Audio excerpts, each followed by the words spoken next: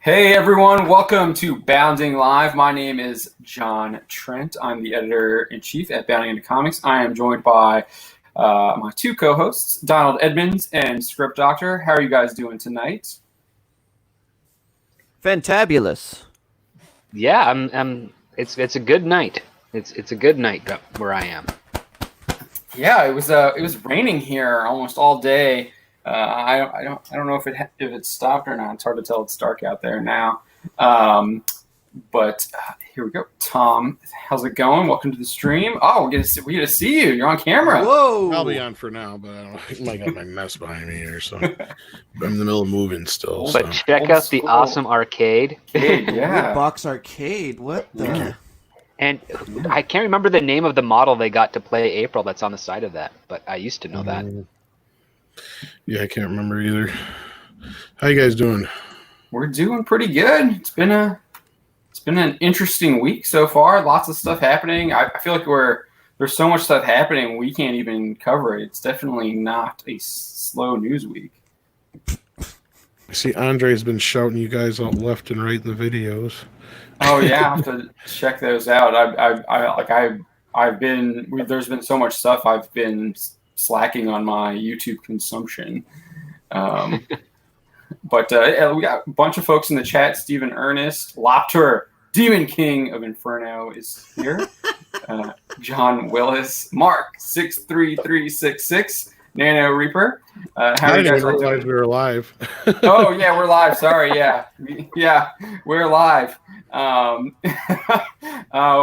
Walter, let's go bowling. Messaged earlier gave us a thumbs up, but said he wouldn't be able to join us live, but hopefully he'll be able to catch the playback. But yeah, so thank you all for joining us. We have a lot to discuss tonight. We're gonna talk about some Wolverine rumors, some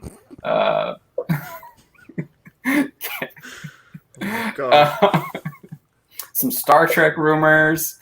What else did we have on the plate here that we talked about? Star Trek.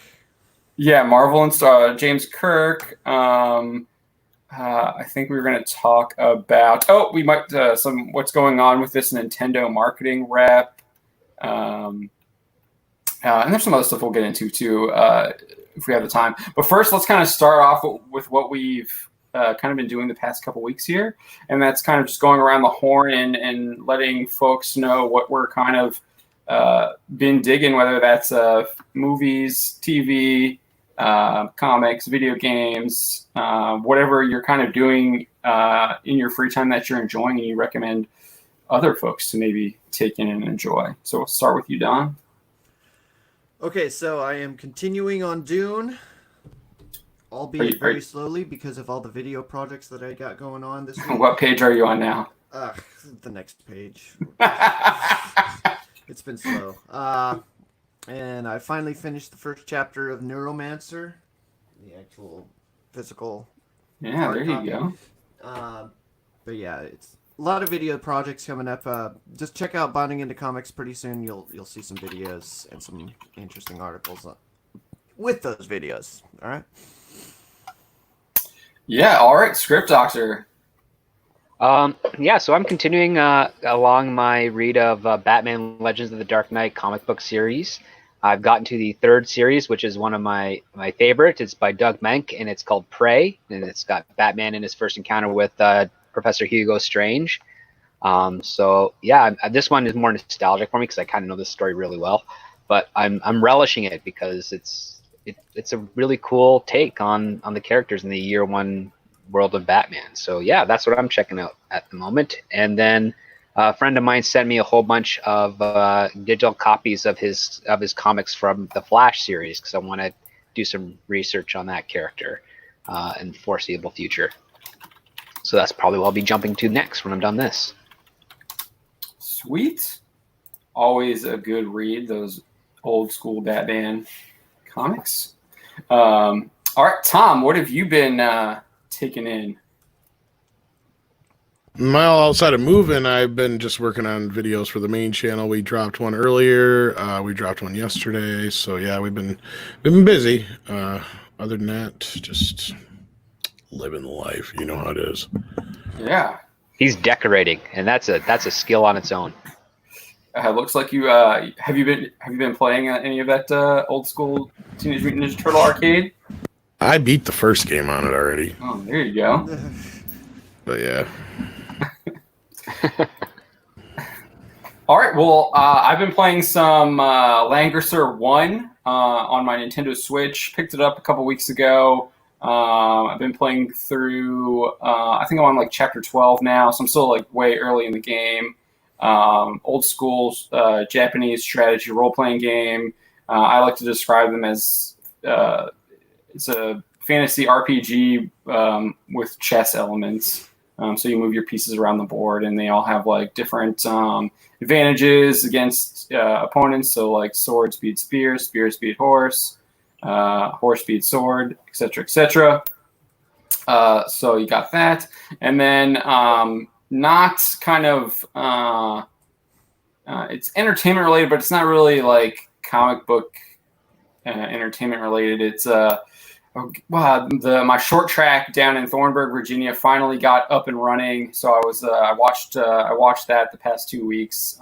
Saturday they finally had the late models running, and they had a double feature for them. So I got to watch that on Facebook Live. They're still not letting us go to the events, which kind of sucks. It's like the one sporting event they're not letting people actually go to in attendance. All the other sports are 50%, but racing is none. But hopefully that'll change soon. But yeah, so that's kind of what I've been doing. So let's get into these rumors. Let's start off with this Wolverine rumor, and they both came from the same. The Kirk rumor and the Wolverine come from the same guy. So do you want to take the lead on this, Don? Pull it up here. Okay. Well, last week we were talking about Hercules coming into the MCU. And they were talking about the story that I wrote that week.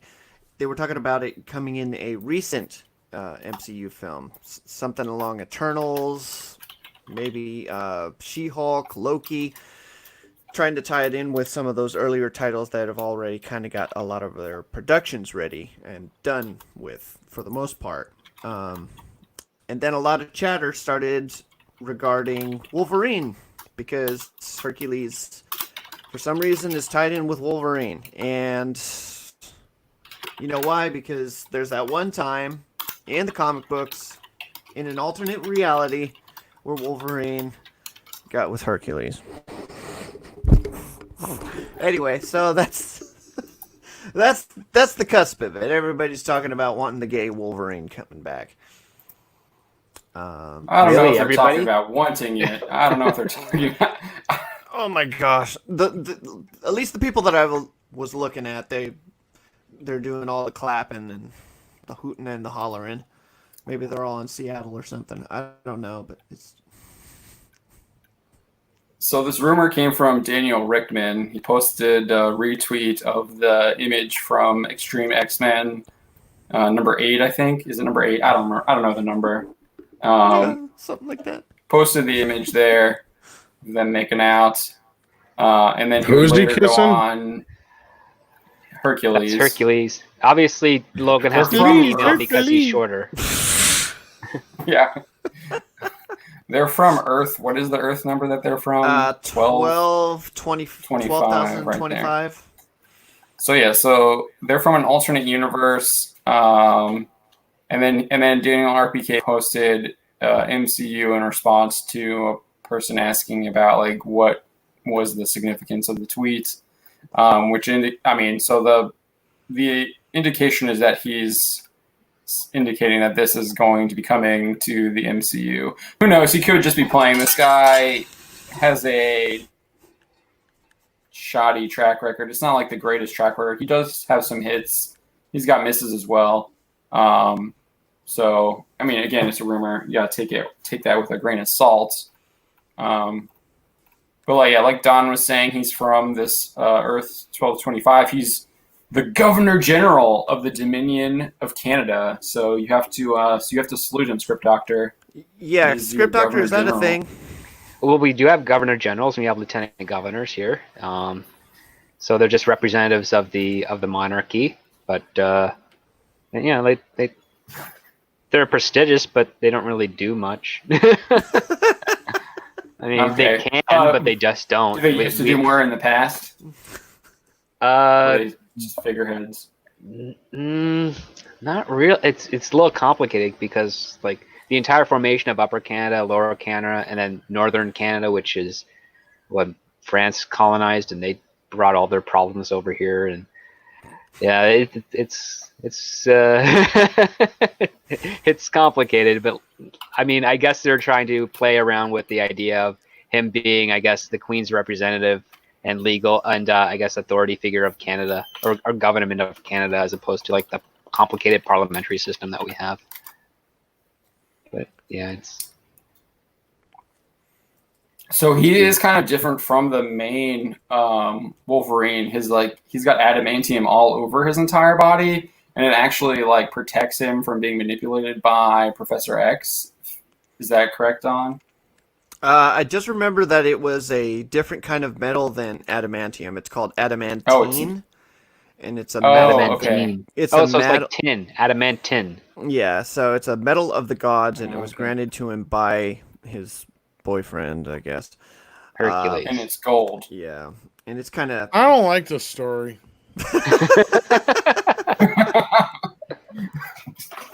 Just wait till you get to see it in live action when it comes. Boy, live action. Watch, this will be the first time they cast Wolverine who's like comic accurate looking, but now he's not comic accurate behaving. No!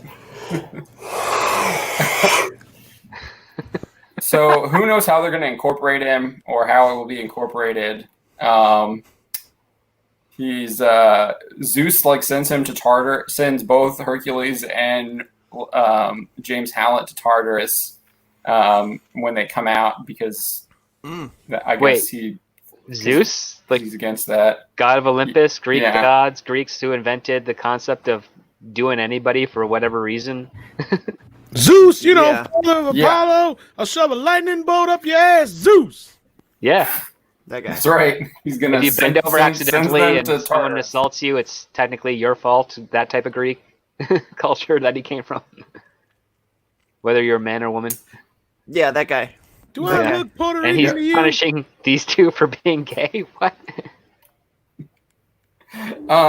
So I think what's interesting about this is he does have an interesting aspect. There's a part of his story. He's kidnapped by a Charles Xavier from an alternate dimension called Savior, who uses him as a battery for this like giant technological machine that's keeping this like this other alternate Earth from breaking apart. Yeah, so that's into like pieces. I was reading that.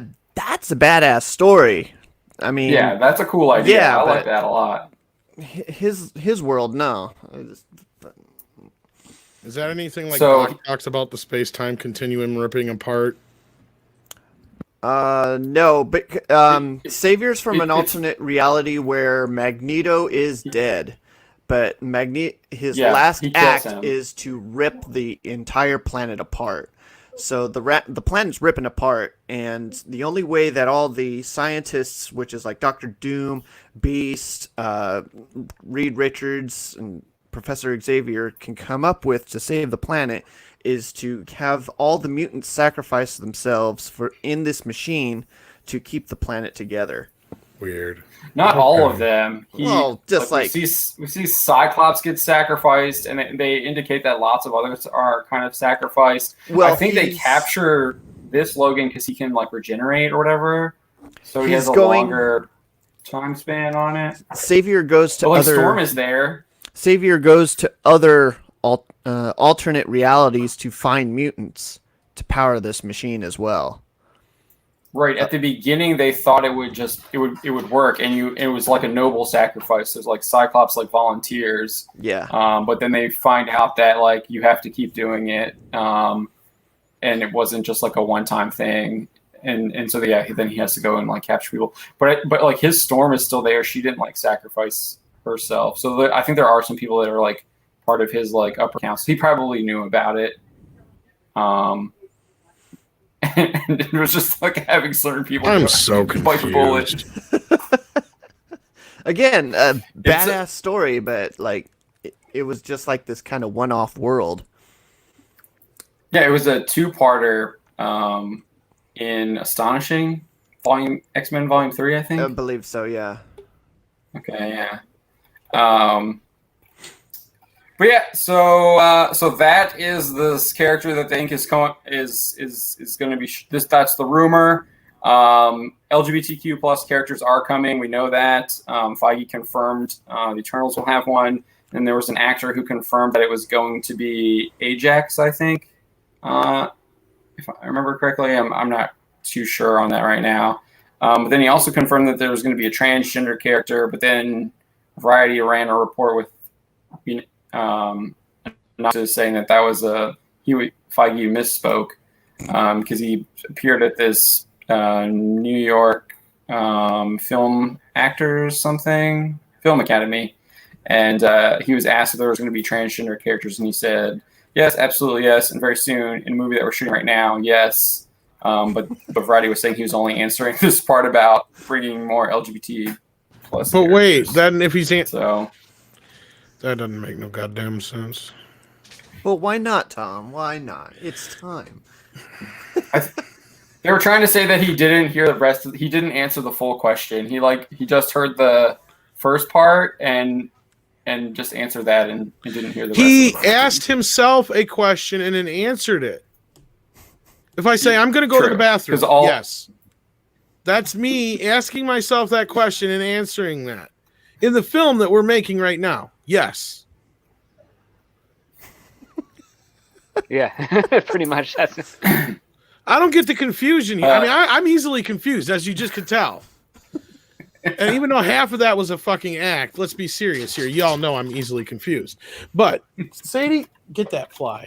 She's been chasing this fly all day. Is that your cat? My dog. So if you hear clickety clickety click, that's her going after this fly.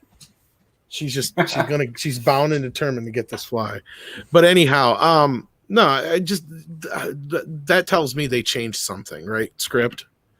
I think they originally had planned on it. Yeah. I mean, I think they're just kind of placating right now because if they say it, they have years to buy themselves time before they actually have to follow through with it. But yeah, it's weird. I mean, I don't know of any Marvel trans superheroes. They've introduced a couple. I think recently. In that story, isn't there like aren't they planning on introducing Sarah? There's a rumor that Sarah's going to be introduced in Thor: Love and Thunder. Yeah, and what about Black Widow? What about Black Widow? There might be a trans character in there we don't even know about. Oh, maybe. They're like completely overlooking that. Yeah, possibly. I haven't heard anything about that though. I mean, they would have technically been done filming that in December, but they could have been doing some pickups or something we didn't know about. It's hard to say. I'm just throwing. I think the things that were filming in December were Shang-Chi, Eternals, and that was it. And maybe like Black Widow, like you were saying. Maybe some reshoots or pickups or something, maybe. But I mean, Shang-Chi might have the biggest thing because they have that rumored tournament where there's like beings from everywhere going to be showing up. Yeah, that's possible too. I gotta see that though. What's her name from Star Trek Discovery's in it, and she just played a bisexual character in that too. What's her name? Fucking. Oh, the chick from the Bond movie too, right? Oh no! The one from Star Trek Discovery. Yeah, she's the Section 31 chick. Yeah. Oh, Michelle Yeoh. Yeah. I didn't know she was in Bond. Oh. Yeah, she's in Tomorrow Never Dies. I don't watch that shit. Oh right, yeah, she plays. My blood sugar's getting low. My brain's just kind of like right now. She's also the House of Ogord. I've never seen that one. She's in the Aletta Mandalorian Ogord too. And you're right, Mark.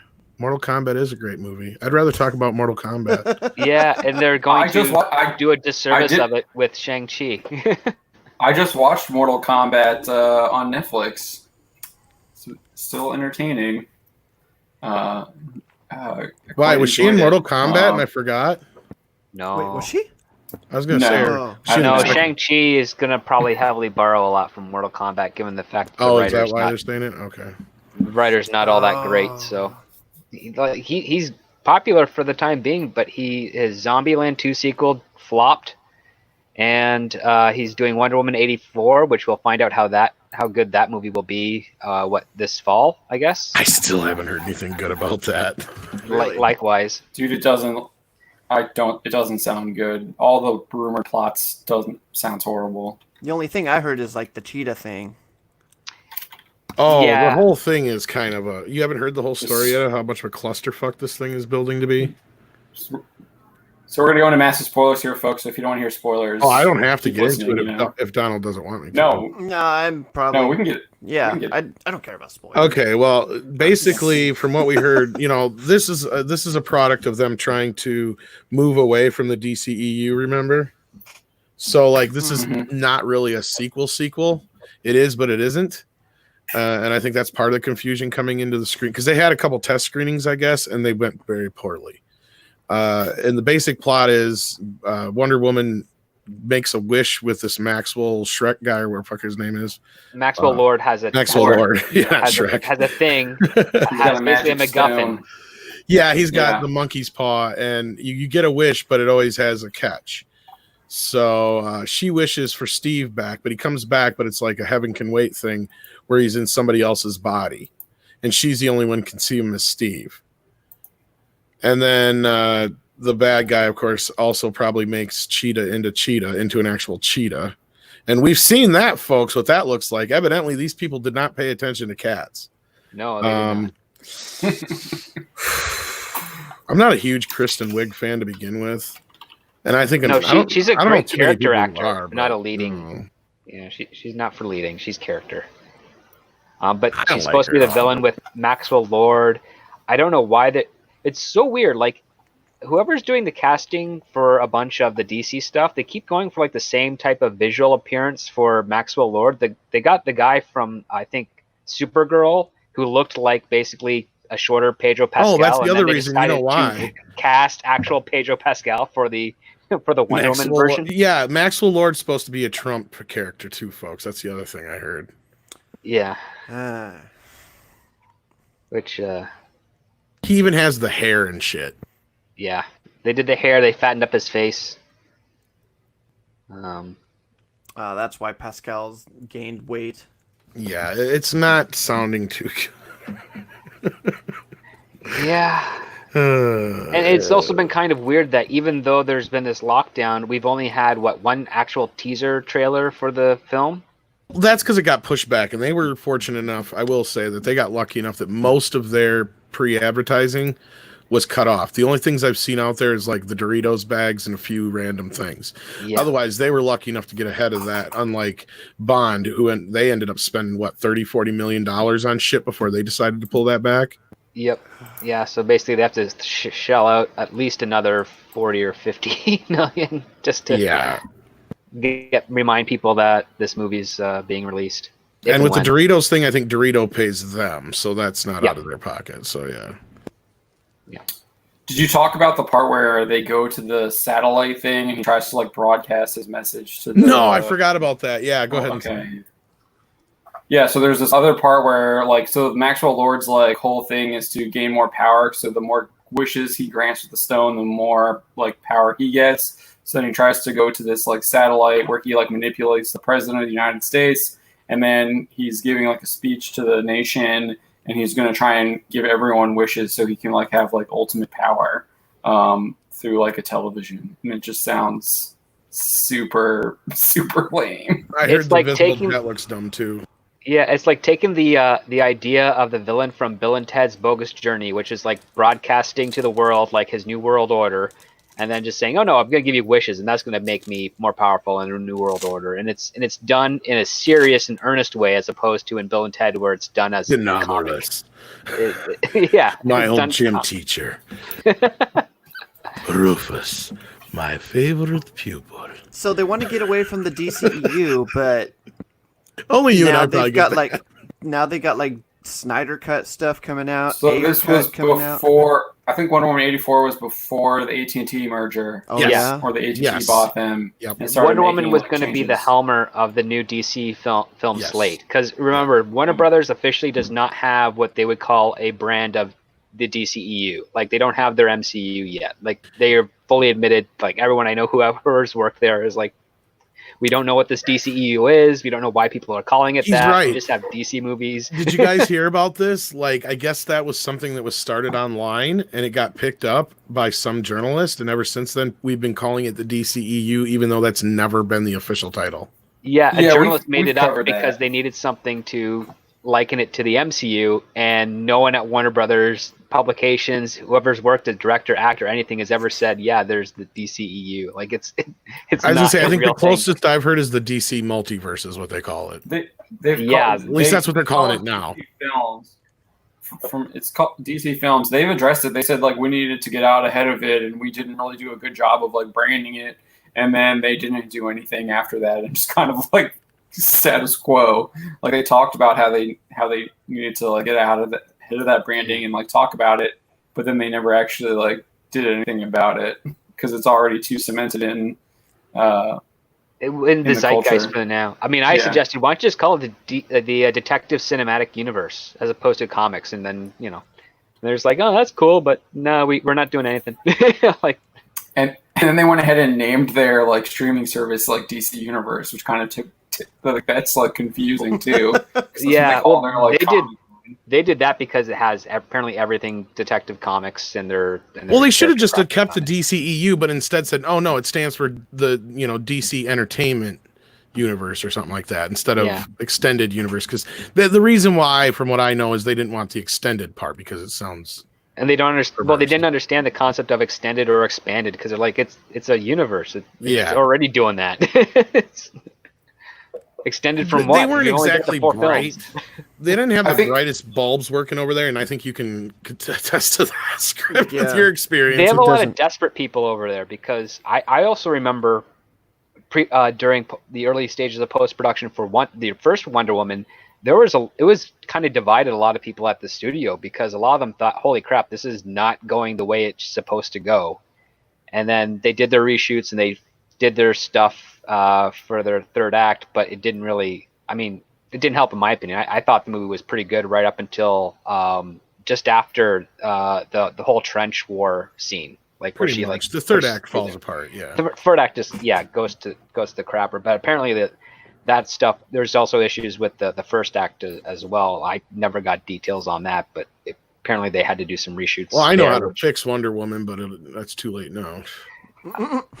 Well, the other part too is Patty Jenkins had to warm up to Gal Gadot. She liked her as a person. She just didn't envision her as her Wonder Woman. And Well, it's an She's- easy fix. No one did. All you do is make what's his face, the war god, Ares. You just Ares. make her her dad, and then so at the end when she finds out that her mom lied to her the whole time, and that's why she tried to hide her on the island because she was afraid she would be just as bloodthirsty as her dad. And then on top of it, after she kills her dad, Wait. it gives a reason for war to continue on, because if she kills Ares, then why would war continue? And it would also give her a reason to feel guilty every time man goes to war and get involved, Wait, because you're she feels like she's the one that's the reason for it, because she's the god of war now. gonna Darth Vader that shit? Why not? It makes more sense than what they fucking did. Nah, man, I mean- that's Kratos, bro. That's not Darth Vader. it That's is, yeah. Kratos. But they've also done, they've made Ares, Zeus, and Hades all possible fathers to Diana in some iteration in comic or Well, animation. yeah, but right? at this point, it just made sense, because if you have, okay, she's hiding her on the island. She won't let her use her powers, remember? She doesn't allow her to do certain things, and she's afraid of her, doing this and that and the other. They could have set that up. Like, she just never told her who her dad was. She finds out, oh, my mom lied to me all this time, but I can understand why now. And then, like I said, that makes her feel guilty that whenever war happens, she feels like it's her fault, because as long as she's alive, war will exist. Remember, that's what they set up. as long as she killed Ares, war was supposed to end, right? That didn't happen. I think that's what her mom was. That was the myth that her mom told her. But again, that fits that myth, though, to where all you had to do is fix that one bit at the end. You know, yeah, the end sucks no matter what you do because it looks like it was shot on a fucking sound stage with no backgrounds. But you just got this. All you had to do is like, yeah, I'm your father. No, that's all you needed. Seriously. Do I kill you or imprison you? Right. Well, like I said, she decides to kill him, but then in that case, well, does she continue on or does she kill herself? Because otherwise, if she continues to live, then war continues. So, like, she would get involved with every war ever after. No, it's much better if love solves everything. No, it doesn't work that way because then they killed Steve anyhow. They got to bring him back. Seeing Wonder Woman fight in Vietnam. And you guys know why they're bringing Steve back is because they don't think that she can carry a movie by herself, probably, right? There's that, yeah. Gal Gadot is a very charming, beautiful actress, but she's still new to. I don't think he was ever signed for any sequels or anything, was he? Chris Pine, no. That's what I was going to say. I don't think he was ever meant to come back, and I don't think he would have if he'd been filming Star Trek 4. Probably not. I mean, he did do that thing with Jenkins where I think she convinced him to come back. They did that TV special thing on like TNT or whatever. Well, also, Chris Pine had a blast with the role. Like that's what I'm saying. I think it was a perfect storm in that, you know, he liked the role. Star Trek 4 wasn't happening. He had an opening in his schedule. She talked him into it. They needed him to come back because they knew Gal Gadot couldn't sell the fucking film. Yes, people liked Wonder Woman, but there's been a lot more people like me who have come out and flat out said it has a lot of fucking problems besides the fact that it's 30 years late or 40 years late. You know, we should have got a Wonder Woman movie right after Superman was a hit. We should have got Wonder Woman and Batman. Bam, bam, bam. Yeah, Linda Carter, no less, you could have had. Yeah. Yep. And not only that, I think the other thing that, I mean, myself and some of the friends I have in California also remarked, like, the supporting cast really nailed Gal Gadot's accent in order to make her sound like she was part of the Greek Amazons, as opposed because she couldn't sound everyone's Themyscirian accent, right? Well, yeah, and then if you keep her as the god of war or goddess of war, it also fits her character because, you know, that's one thing I've always known about her characters. Batman and Superman will sit there and debate over if somebody should be killed or why or how or whatever. While they're sitting there arguing about it, Wonder Woman will just cut his fucking head off. You know what I mean? She won't waste no time. She's just gonna in many iterations, yeah. Not all, but many. Yeah, we ran an op-ed on that where because they're, I guess in this new one they're taking away her sword and shield and it's just going to be the whip. Connor wrote an op-ed on that about how like that's absolutely ridiculous. She's supposed to be a warrior. She's supposed to be like a soldier, and she deals with things as a soldier would, not like Superman and Batman. Well, and then another thing I pointed out to Andre when he was first doing stuff for this, I reminded him about, sadly, who just passed away this last week, Denny ONeill, when he took over the character and he completely ruined her. And he apologized for years afterwards for what he did to that character. And it sounds like that's exactly what they're getting inspiration from in this version. And if you know the version I'm talking about or not, but yeah. Yeah, I know the one you're talking about. So Chuck Dixon actually commented on that in our Facebook group, Official Diving into Comics Fans. That change, while yes, looking back on it, might have been a really bad decision for the character, it saved the comic at the time, and it like had resurgent sales. Well, yeah, it was kind of like it's a cool take. Making her a spy and stuff is cool. It was the losing of the power. They should have just made a new character out of it, though. They should have just started a new character. But no, you're right. It was a new Coke effect, in effect that, and especially with the time when it happened, it was right in the middle of women's libs, so that the feminists just lost their fucking minds. Yeah. And like I said, Denny ONeill's apologized many, many times since then, sadly, up until his death here recently. But, you know, again, that's where it feels like they're taking inspiration from for this version, and I don't know if that's the best idea. Because once you take away her powers, I get why that I can understand from the point of view where that's, I mean, like I was saying earlier, they kind of hinted at the end of the first one where she's like, love saves all or whatever she says at the end, which was like super cringy in her like letter to Batman or whatever. And she like leaps off of the Louvre or whatever. But yeah, I mean, you saw that's where they were going. Like she says love conquers all. It's like, no, You literally just like went and like fought like a god of war. Well, that's used the other your part. sword to beat him. Like, Yeah. what are you talking about? That's the inconsistency of what's been going on with DC since Man of Steel, is that they have to commit this horrible crime that we as children learned you don't do, which is murder, in order for them to realize and value life, and that other alternatives are the better solution. It's like, no, like there's better ways to come to that point. But yeah, like it's basically it's this insecure syndrome affecting the heroes. It's like, yep, in order for them to be taken seriously, they got to be super dark, super edgy, super this. It's like, no, Batman is Batman because he's the beacon of hope in the city. Like Superman is Superman because he's a beacon of hope, and Wonder Woman is Wonder Woman because she's a beacon of hope. Like that, the universe around them is kind of twisted and weird, and they're the ones that are trying to sort of, remind people of the moral standards that helped us get to this point in the first place that we may have forgotten at that time. And a lot of the DC titles are not very dark and drab. They're actually quite positive and cool and interesting and adventurous. Like Green Lantern is a fantastic one once they start getting him into other planets and whatnot. Like in the 60s, those great runs. The Flash is also a guy who's like knows everybody in his city, in Central City, because he helps all of them in some way or capacity. That's community organizer right there. Like Flash can choke a bitch. That's his fucking power. Oh, Oh yeah, Nano wanna Reaping. There fight? used to be feminists who actually weren't that bad. They didn't hate all men, and they actually were just more for like women being able to make their own choices and freedom of sexuality. choose to be a mom or a career woman or both. Yeah, Yeah. Oh, yeah, back in the day when they And were there's just nothing burning wrong with any bras. of those three, right? exactly. It was more about the chauvinism than it was anything, and not like now to where these women would just kill us all if they couldn't just keep us alive for our sperm, and that's it. It's like, I believe you me. Once they figure out a way to So that's what the manufacture Matrix is about? once That's they what the figure out how to Matrix- manufacture that shit without us, we're done for. Trust me. Is that we're like done from for. the movie Planet Earth from the 70s?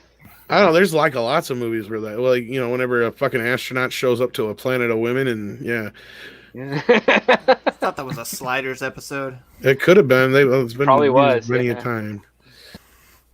But yeah, No. John, you're right. It's kind of Matrixy. It is. It is. Yeah. But I'm sure there's a lot of other things you guys wanted to talk about before I had to go, especially when it came to Kirk. But I didn't want to push. Yeah, let's get into Kirk now. I'm fine getting off on that tangent. I like talking about Wonder Woman. I'd fuck me. Oh. Would you fuck me?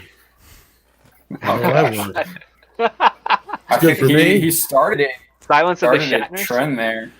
It's good for you. It's good for me. It's good for everybody. It's good for them. I felt like the face. for them. I thought the face swap had kind of like phased out, and then Shatner brought it back, and everyone's doing it again now. Priceline. Tuck down. Yeah, his At least he had a sense of humor about it.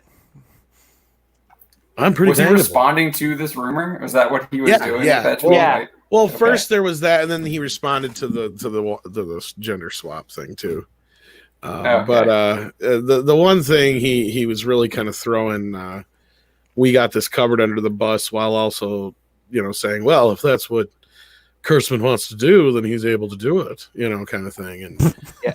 See, he doesn't like presentism, so whenever he uses it, it's kind of him kind of doing a dig at like what the woke culture is. Because he calls it presentism, because it's all about like, look at me, I'm presenting, look at what I'm doing, that type of stuff. And he's not a fan. if I had to guess what Shatner would really say, if you really got to hear his real true feelings, it would just basically be something like what Billy D. Williams said, and I never played him as gay. That's all he'd say. It's just,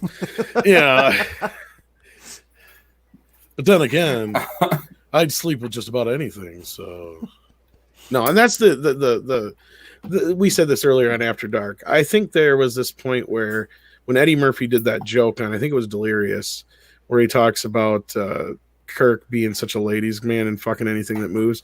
I think that's where that rumor, or not that rumor, but that whole persona for Kirk came from. Because before that, I wasn't that old, but I don't ever really remember it being a prominent thing. And then same thing like in the movies. You'd think they would have played it up more in the movies. Like he gets like one girl, which is Jillian, and he doesn't even like get her number. They played it up in the Abrams one where he's like with the green alien, and then Which he's shows the doctor. exactly how little they know about Star Trek. Exactly. And if anything, if you look at that, that's an exact ripoff of Eddie Murphy's joke. Because that's what Eddie Murphy's joke is about, is him fucking a green bitch. like, Kirk, you fucking green bitch. You know, it's like, yeah. So that's what I'm saying. I swear, I think that's where that whole persona came from with Kirk being the ladies' man. Because we were just talking about this earlier. It's like McCoy and Bones all got women all the time too. So it's just heck. Kirk even in the pilot was introduced. Kirk, where no shit. man has gone before. His helmsman or navigator, sorry, got him hooked up with a woman at the academy that he almost married, and he was so upset about how it was a manipulation of a relationship because he was this guy that was so dedicated to Starfleet. They called him a walking library. Like that was what Kirk was. No, John Willis. I don't know if you're aware, but there's this. Eddie Murphy did a bit in a stand-up comedy special back in '82. Was when Delirious came out? Was it '83? It was 82. 82 or 83, Raw. yeah. It was before. Oh, yeah, it was a couple years before, like 4 or 5 years before Raw. And yeah, he did this joke about Kirk being a ladies' man and fucking anything that moves. And that's where I'm saying I think that whole persona came from, in case you're not aware. No, I never said that Pine was ever as funny as Eddie Murphy. That was not what I was implying. Not a chance. What, you don't think that in the trailer where he like looks at a trash can and thinks it's a piece of art? Oh no, he can do comedy. He does can, comedy. but no, Eddie Murphy's you're gonna be hard. Not on the level of Eddie Murphy. What? No, there's not many people in that league. Pine cannot do a nude scene for the life of him, though. He can't do a what scene? Never mind. Just carry on. Well, 2-minute penalty for Don. I don't know. I always thought it was weird. It was like Pine looks like his face is off kilter to me. It's like misshaped. And I don't have any room to fucking talk. I'm as fugly as comes. I'm the one who also noticed that fucking Sons of Anarchy had a lazy eye too. But anyhow, a lot of women hit me for that. I'll shut up while I'm ahead. So there's the rumor. There's this rumor again. Daniel Rittman here. Here we go. He said that they are toying with the idea of making Kirk bi in the new series. So this followed up on a previous rumor that they were looking to cast Kirk in this Star Trek Strange New Worlds series that's going to be 10 years before Pike boards the Enterprise. And so Jorge points out in this article here that there might be some, like, this rumor is kind of like feels a little far-fetched if they're going to stick with this original like Trek timeline, because Kirk assumed command of the USS Enterprise in 2265, and he didn't enter Starfleet until 2252, and Pike took over the Enterprise in 2250, and the Strange New World show is supposed to be taking place in the decade before, so that would be 2240 to 2250, which means Kirk would still be on Tarsus 4, and he's 13 years old in like 2246. Yeah, like Strange Tarsus New Worlds 4. is supposed to take place in 2256, 57, because it's supposed to be like the so-called third season of Star Trek Discovery, which started in I think 2255, and season 2 ended in 2257. I mean, Goldsman said that it's their blog post says it's taking place in the decade before Kirk takes up the Enterprise. If it's the decade before Kirk takes the Enterprise, that's the 50s. Yeah. No, it's Pike. It's the decade before Pike. Then Captain Robert April would be in command of the Enterprise. So they don't even know their own stuff. That's what I'm saying. Well, it's Star Trek, right? From everything I've gathered from all you guys, Goldsman, he doesn't know what no idea what's happening. Well, we're getting schooled up on Trek. Yeah, that was in there. So. That was their blog post when they announced this like Strange New Worlds. They said it was going to be right here. The series is expected to follow Pike and his comrades in the decade before he boarded the U.S. Enterprise. That's what they say in their blog post. Obviously, that's not in quotes, but that's what their blog post says. So their he might intentionally be to refer to Kirk, but they didn't clarify that because that's the only way that makes sense. I think they clarified that it was Pike. They clarified that it says Pike before Pike, because I don't even think they mentioned Kirk in the blog post. Like Kirk joining the show is a rumor. That's hysterical. It's so weird. It's like we're going to do a show about Pike 10 years before he became captain of the Enterprise, but he's on command of the Enterprise. It's like, what? Right. Isn't he already in command of the Enterprise on Discovery? Yep. Like so is it going to be like the captain? Right, so it's going to be like a prequel to what's happening in Discovery? I have no idea. Because I haven't watched any of Discovery, so I have no idea like what his role is in that show. Well, Discovery his appearance in Discovery takes place after the story of the Cage. So that would be and I don't even know where the Cage is in its place with regards to Pike's first 5-year mission, because I know in canon he has like 2 5-year missions, and then Kirk takes over after that. So I'm right. So I think that's what they're talking about, the decade that he's in command of the Enterprise. Like, I don't know. Yeah, the I'm show so should be confused. taking Maybe place they there. Messed up in there. I think you think it'd be taking place while Do you he's really in command think of the they're Enterprise? paying attention to fucking canon? No. No, I don't. You guys, I've been sitting here listening to you guys talk for like the last 3 minutes. Like, you don't know. You know, they're not going to give a shit about canon. They watched one episode. Yep. I could probably write it. Yes. I mean, yeah, you probably could do a better job than them, Don. But yeah, so this is the rumor that he's going to be bi. I'm not like, I don't know. To me, it sounds like they might just have him like he just goes after women of different races, I would think, or different species. They'll make him hit on Una. Oh no, they'll make sure that he hits on some male, whether it's the same species or not. Yeah. Or he and Spock will have a fling, but then because it's illogical. That's what I was thinking. They're gonna do that fan fiction thing that I read way back in the day. Kirk with Spock. Guys can't have friends anymore. Yeah, I remember that when Poe and Finn hugged each other when they re-met at like the 3rd act of The Force Awakens. They're like, oh, they have to be in a relationship. And I was like, why not? It's 2 guys that who saved each other from horror and thinking each other died, saying, oh my God, you're still alive. Thank you so much. I'm so happy you're alive because like you saved me. That's as far as it has to go. Like, it doesn't need to be like, okay, now to the bedroom. Yes, it does. Imagine if that was the end of Saving Private Ryan. Just instead of a band of brothers. Be a band of brothers. Or then it would be called Saving Ryan's Pride. What's the movie that I'm thinking about? Tom Hanks goes through history. Oh my gosh, why can't I Forrest Gump? Name? Forrest Gump, yeah, Forrest Gump. Instead of his friend, his like good friend relationship with Bubba. It's different, yeah. They were going to get married when they came home and had their shrimp business. We got married after we got home. Just like Spock and that guy. Whoa! Stream is down. We're done. Spock.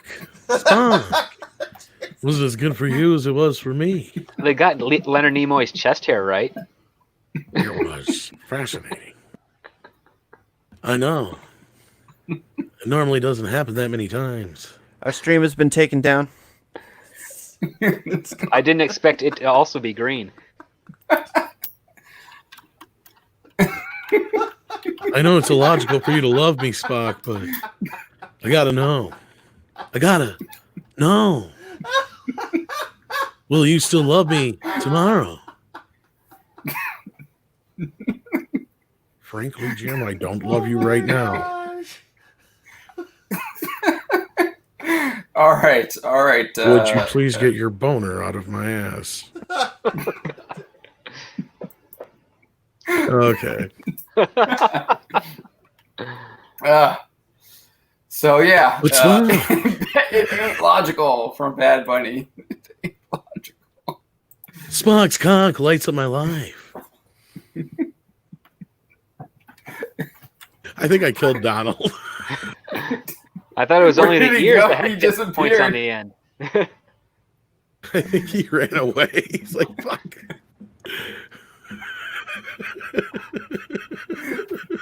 Don, are you okay? Yeah. Shit, I think he knocked himself out. Kick me for the love of God. All right. I'm sorry. There was like this scene from Game of Thrones where I just had to fast forward because I'm just like, whatever. No. Spock, don't leave me. Just some things I don't want to see in the Don't world. leave me. Now it's all in your imagination. Anyway. Sorry. All right, let's move to a little bit to Star Wars. You guys, Which character's getting there? We got to follow that up now. I'm sorry. So did you see this interview that Cameron Pasha gave with Jeremy Griggs of Geeks and Gamers? Not the I whole saw thing I've been bits of wanting it, to. yeah. Yeah, I've only seen highlights, unfortunately. Bald guy, right? Well, I saw the 5 or 6 minute clip that the 5 or 6 minute clip he uploaded where he talks about he has a source who is been working with, that is friends with Lucas, and then he's got another source that is been working with Favreau on a number of his projects. And he says that both his sources told him that they hated Rian Johnson's The Last Jedi, and that Lucas described The Last Jedi as soulless. Yeah, I believe I think that. I mean, there was that kind of echoes a previous rumor from Pretty cool. Doomcock who said that what did he say, that I think he like stopped in the middle, like the rumor is that like upon seeing the film he said like this is wrong or something like that. Like I believe the word I said was it was a piece of shit. one big steaming pile of shit. I do think that this just leads more to the rumors that there's a huge divide within Lucasfilm. Because I found what was interesting, he's also talked about Favreau, and Favreau actually went to Lucasfilm to be like, hey, you guys are going down the wrong track. Let me help you out here. Let's bring Star Wars back. What do you guys make of that? I believe half of that, because I do know that Favreau went to Lucasfilm with his Western idea. I remember him, I remember hearing stories about Favreau is going pitching this Star Wars Western take to Lucasfilm, and then months later you find out it's the Mandalorian, and it's probably a repurposed of the Josh Trank Boba Fett vehicle that was done and all that stuff, which all kind of lines up. I don't know if he had the balls at the time to say that Star Wars is going down a dark path and I'm going to fix it, but I think he probably positioned himself to say, hey, I've got this great idea that could really reinvigorate Star Wars on the small screen. And I think that's right. that's the wording that he used. And basically he was just a little conniving and saying no one's going to be watching these movies years from now the way that they're watching the OT and in some regards the prequel trilogy. But I've got this idea for a television show that could really give us a lot more to do with Star Wars as a brand than what's going on now. Because movies are big and expensive, but here I can make an 8 to 10 episode series for the same price as a feature film, and you can get more out of that. So, honestly, do you think anyone would have the balls to go up to those executives and say you're going down the wrong path and still continue to be employed by those same executives? Yep. Yeah, no, there's not a single person, because that's. I think they have. They all got fired though. Exactly. They did, They're right? not The employed by career. those executives. They talked to my lawyers. Well, I'd say Dan and Dave didn't say that. They just decided not to take the job because they didn't want to get fired. Right. So, Right. You had Which would have the happened. solo folks got The fired solo though. Well, Lord Miller got fired, but they're still successful with the Lego movie franchise. Well, I'm not talking about their success. The fact that they are successful elsewhere, I think, speaks to the fact that KK is cray and sucks at her job. She's literally fired more people now than she's hired. We've reported on this, that there's a separation within the group for years now. And this is just more proof, like you guys just said, that what we've been reporting on is correct and true. And I think you guys have said the same shit where, it's pretty obvious there's loyal Lucas people and there's loyal KK people. And then if you've seen that roundtable thing with Favreau the other day, did you guys see that? Is it on the Disney Plus? From the Mandalorian? I think it was. That might have been what it was from. Because, she's Chewbacca got clipped it. Yeah, she like Is that- jumps into yeah. whatever Favreau's saying, and then he's like, "Yeah, but we're talking about this right now," and he's like, totally like, it's like, whoa, I've never seen anybody like just kind of like basically swing their dick out in front of Kathy and be like, "Now do something about it, bitch." You know, I'm starting to think that a lot of the shit we've been hearing is true. That Favreau's coming in to clean up fucking house, and KK's been put in her place by Bob, and. Yeah, she did pull that one thing with the Leslie Headland stuff, but also I think Favreau's directing that that docu-series, right? If I'm not mistaken, because if he is, that's the only way he could get away with talking to her like that. He's like, he's you know what, you It's can part keeping of the her on Mandalorian, so I would assume yes. You can go Yeah. get me some coffee and shut the fuck up. It's So called like he the was responsible for Mandalorian putting that Gallery or out? something like that. subject. Yeah, if it's the Mandalorian gallery thing, if it's John Favreau's, like because if he's on every roundtable, which I think he is, then that would make him the basically the story navigator within the docu-series. And I've actually seen Yeah, it. the way they have the round looks like the head of the table. Yeah. I mean, even though it's round, but the way they have them positioned, he's like at the head.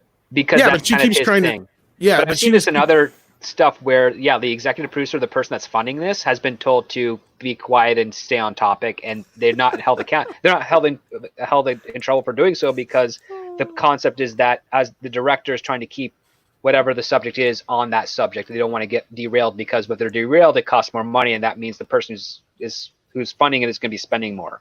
So that could be the type of situation that's held there. But I mean, it is kind of impressive that as soon as she tries to deter the subject, Favreau just brings it right back and knocks her down. Well, not just that, she was trying to control the entire conversation, it seemed like, and then he's like, "No, but we're trying to stay on topic here." You know, go get me a cup of what, Donald? What kind of coffee? Can you imagine that editing room for the docuseries? Just Favreau in there being like, talking to the editor. Hey, can you keep that part in where I swing my dick in front of Kathleen Kennedy? I'm sure he did. Great. That is amazing. I mean, when I saw that, I was just like, holy shit. Because I've never seen anybody like step over her like that. Even Spielberg has never really kind of, Not she's in always recent been one years. known to put Spielberg in his place at times. Yeah. Well, she was administering his coffee enemas, so that Well, was... not only that, like she had a thing over Spielberg for a while, because Spielberg was cheating on his wife with what's her name on Temple of Doom, and that's his own. Yeah, if anybody stuff. knew about it, but she was even afraid to tell Steven that she was fucking with Frank. Did you hear about that? Yeah, that's just because of I think Stephen and Frank's friendship. Because those guys, they weren't as close as Stephen and George, but they were still pretty close. And I think the intuition was that if she revealed that to Spielberg right away, everything that she did would be second guessed because she's with Frank. That could be, or that just means he's not going to get Hummers under the desk anymore. Oh. There's also that possibly. Allegedly.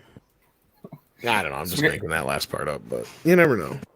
We got a super chat from Mega Jetty. He says, not to be sexist, but KK proof of woman in charge bad. Now, let's be clear. A woman in charge is not necessarily a bad thing. I've had lots of jobs where women are in charge, and they do just fine.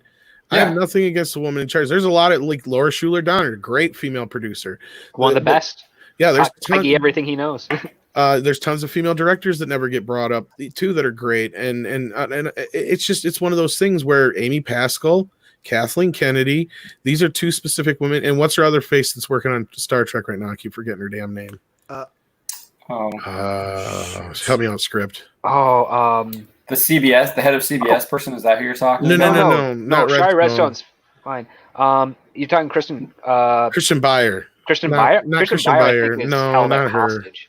Well, not her. The other one that's up Alex Kurtzman's ass all the time. The content director, right? The CBS All Access content director. I can't think of her goddamn name. Can't think of her name, but Yeah. she's Yeah, these I kind think of she's people, the one that's holding Kristen Byers at gunpoint, essentially. these people have their agendas. They're there for one reason only. And KK has just gotten to a point where she doesn't have to answer to Spielberg or anybody like that. She's doing her own thing, and she is. We know it's not even really allegedly anymore. There's enough proof in everybody's books and enough interviews and things that people have said at this point that she basically used Star Wars to further her agenda, and in the process stabbed George Lucas in the back, even though he had never given her a good fucking reason to. Not once that I can think, unless maybe he hit on her, which I highly fucking doubt. Yeah. George Lucas has had his dates, but he is always. Chances are he's been Me Too'd more than. He's always had more attention to his kids and being a dad than. Which is kind of weird sometimes, but. Yeah. I won't get into that. No, he was dating Linda Ronstadt or whatever it was for years and nobody even knew about it. And then, his latest wife, he was dating for years and nobody knew about it. So, I mean, he's a very secretive guy. His wife left him because she said he was a cold fish on more than one occasion. He turned into a cold fish because he was so obsessed with trying to keep Lucas, a brand new studio that he made, alive.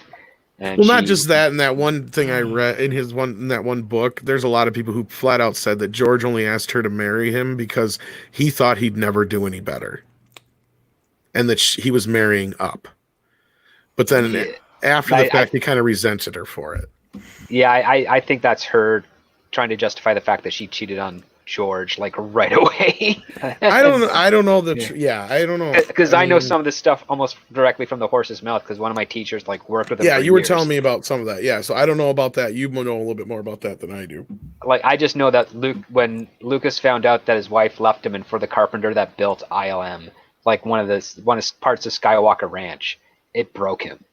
And and so he just threw himself into his work getting Empire finished, and then he had to deal with all the because he had just adopted his first child with her at that point, and they had to deal with all that and the custody issues and everything. And it was a pretty big nightmare for him. And when Empire were released, he didn't even care about the numbers or whatnot. But everybody has already started planning to work on the third one. He's like, this is going to be the last one, because his intention by the time he was making midway through Empire was like, I'm just going to make a couple of these movies. A movie of this every couple of years, and then do some experimental producing and stuff for an ongoing series, because it was never going to be a trilogy. He just want to make Star Wars movies because it fueled ILM and Skywalker, Lucasfilm, so that he could actually produce other experimental films that he wanted to do. I was going to say, didn't he say something like he was going to, turn it over to other filmmakers and stuff like that, basically? Yeah, he tapped Ron Howard early on too, as well, and Spielberg was all set to do Return of the Jedi until the Directors Guild kind of screwed the pooch on him there. Because that was their plan. Spielberg was going to come in and do Jedi, and because the Directors Guild got so upset that Irvin Kershner's name wasn't at the front of the movie, George paid Irvin Kershner's fine for that, and then on top of that, the DGA had a fight with him, and then George decided to leave the DGA, and as a result, he couldn't hire a Directors Guild member to direct the next movie, so he had to go overseas to get the TV director's name, who's escaping me at the moment. Mark and then he had to Mark, and then he had to basically shadow direct part of that from time to time, which shadow directed my ass. I mean, the only thing I know for sure is that Lucas kind of stayed away from talking to the main cast as how to do the performances. Oh yeah, he basically let the director direct the actors, and then he did everything else. Yeah, and he pretty much did everything. Because you watch that behind the scenes, any of the footage you find, you hardly ever see Marquand doing anything. And it's not like Marquand's lazy or a bad director or anything like that. No, it's because George Lucas just came in and took over. Same thing with you watch any behind the scenes stuff with Willow. It's like Ron Howard's constantly talking to George Lucas. Well, what would you do? Well, what should I do? And he's like, well, what's I doing about? You should do this instead. And blah. He's always on the set through the whole fucking thing. Yeah, and George Lucas is notorious as not being an actor's director. He's a crew director. He knows how to move all the pieces to get in place. But if you want to get a performance out of a child from your George Lucas, good luck. It's not happening. Steven Spielberg will be the type of guy that'll bring in adults dressed in various costumes and stuff to get the attention of a child, so he can get that one reaction he needs. Where George Lucas will just tell the kid, "Hey, be scared." All right. Well, that's why he hired Jake Lloyd. it's in the, you can see it in the making. He says the kid will get it on more takes or whatever. If it's the other one, but the other one's whatever. But anyway, Jeffrey Turner sent you guys a super chat. You better get that. Yeah. Another one. Jeffrey Turner for another $2. I meant an example of a woman with too much power. Well, anyone in Hollywood with too much power makes yeah. terrible decisions usually. Well, absolute power corrupts absolutely. That's for true for no matter. Mr. Iger's a wonderful example of that too. Just kind of too much buying power. Yeah. I still have yet to check out his masterclass. I kind of just want to see how he justifies his buy stuff. Lots of money. I buy stuff and shape content for little girls. That's how he kind of opened it. He's like, I shape content for little girls with the Disney. I was like, so I don't know if you guys have talked about this yet, but whoa, time to go to Don's house. Yeah, how was that? Bob Iger money. It's just like Bob Iger money. It's 150 and a whole bunch of ones. So I don't know if y'all watched any bit of the Friday Night Tights last Friday, but it got a little heated over a Dave Filoni speech that he gave 4 years ago, where he was talking about kind of his vision for Star Wars moving forward. And I was wondering what you guys thought of that speech and whether or not you think that's kind of been reflective in what we've seen from Filoni in Clone Wars Season 7, and then maybe a little bit, I guess, in Mandalorian. Before any of those guys speak, I think I know why this stuff resurfaced. You know the rumor that we wrote about recently? Which one? The one with him being in control of all of the I think Disney Plus shows? I think that past video just recently resurfaced because of some of those rumors now coming to light. So now they can him being like the head of shot. Disney Plus. So I will say, from what I gathered, there was like a very highly edited clipped video of that speech, which made you think that he was talking about Rey at one point when he's actually talking about Anakin. And I saw that, and I think that could have grabbed some people's attention. But if you watch the entire clip, he's talking about Anakin at that point, not wanting to be the same as Luke. So I don't know where I was going with that. Clip, and I also saw the other one where he does talk about Rey because he specifically mentions Kylo Ren. He does talk about Rey, but it's not that part where he's talking. It wasn't that part. Yeah. The only thing that I saw creepy about that is how he has almost the same smile and look in his eyes that Rian Johnson has when he smiles and talks. It's eerie. It's almost like they're brothers, but not.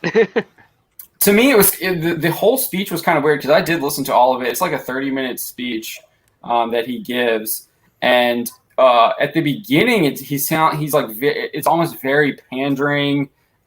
He's talking about he like mocks fans a little bit on like their reaction to Rey after The Force Awakens, which I think was justified. I mean, he goes on this one part where he's talking about Rey, where it's like she has the power or whatever, and like she fights Kylo and it's great, and it's like no, she like basically just undoes everything you've been doing in Star Wars, where you have to learn how to use the Force and be trained. You just don't automatically like get it. And well, the Mary Sue argument. She deflates the villain to the point where he's not a threat anymore.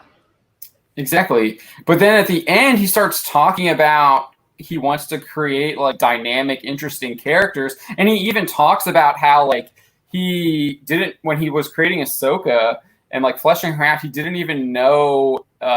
He like says that he didn't have like that experience of a 14-year-old girl. He said he talked to some of the folks at Lucasfilm that were women, but then at the end of the day, he was like, I just kind of ignored gender and decided just to make a Jedi, and it didn't, and she just happened to be a girl. And it was like, oh, shocking. That's what you should continue doing instead of trying to focus on something else. I thought that I don't know. I thought he contradicted himself quite a bit, and I think that's kind of, and I also, to me, it also explained a lot of the changes that we saw in the Clone Wars Season 7 with like the removal of the nose art, the addition of the two sisters in place of the Asian male lead that was supposed to be like he was supposed to be a male lead and then eventually be Ahsoka, like a love interest for Ahsoka, and then they removed that and added those two engineering sisters. But yeah, what else did you guys think about that? And it's kind of the debate on whether or not. I think the only quote he said that seemed legitimate, like almost without him being a pandering or whatever, was the fact that he remarks, yeah, Star Wars has a kid's audience, and what, you want to take that away from them? Like, I mean, yeah, like that's the brilliance of Star Wars. Like, it appeals to kids, but it also appeals to the kid inside an adult, and you grow up with that thing. And I just didn't understand the tail end where he's talking about, like, let's make it dark and edgy and whatnot. And all I can think of rolling in my head is fairy tales that children grew up listening to and reading are twisted, dark, and frightening, and yet for decades nobody had an issue with that. But now when someone says, hey, let's keep some consistency with the dark aspect of Star Wars, which is, Vader kills the whole group of rebels in his first scene via stormtroopers. He strangles the guy and breaks his neck, like in front of other leaders, like just before he sees Leia. You see the burned bodies of Uncle Owen and the burned, charred skeletons of Uncle Owen and Aunt Beru. I mean, this is all in the first film. I mean, that's kind of dark, but it's done so as like a fairy tale reason. Like, there are consequences that not everyone's gonna make it by the end, and that is true when the mentor dies. Like, like it's Obi-Wan, yeah. Like, I mean, I don't understand what he's thinking about there at all. Yeah, I did. So just kind of like go on off of that. Like he only seemed to like say like, oh well, you like watched it when you were 7, but like, I mean, a lot of people watched it when they were like adults. It was a lot of adults that were lining up in the 70s to watch Star Wars. It wasn't just kids. You can see the footage. Yeah, there's a lot of people over 5'5" in those lines wanting to see them. My father was in line for that before I was born. Yeah, so I don't. I mean, I get that obviously he's made the cartoons were definitely aimed more towards kids, but and they're far more patronizing too, as compared to other Star Wars media. Yeah, so like Rebels alone is very, very patronizing to children.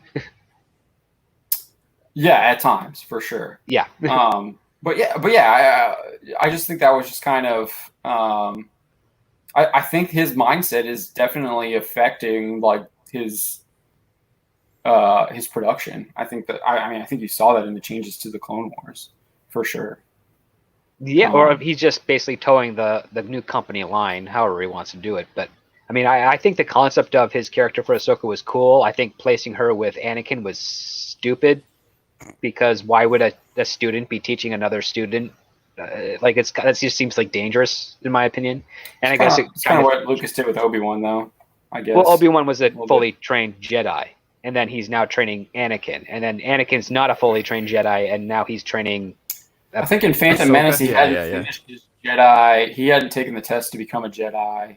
Obi-Wan was bestowed the rank of Jedi. I was gonna say he was made a Jedi Master at the end of Episode 1 because he faced Darth Maul. Darth Maul. Yeah. But he hadn't taken the trials. I remember that. Well, I think they insinuated that was his trials. Yeah, they I think at the end they do.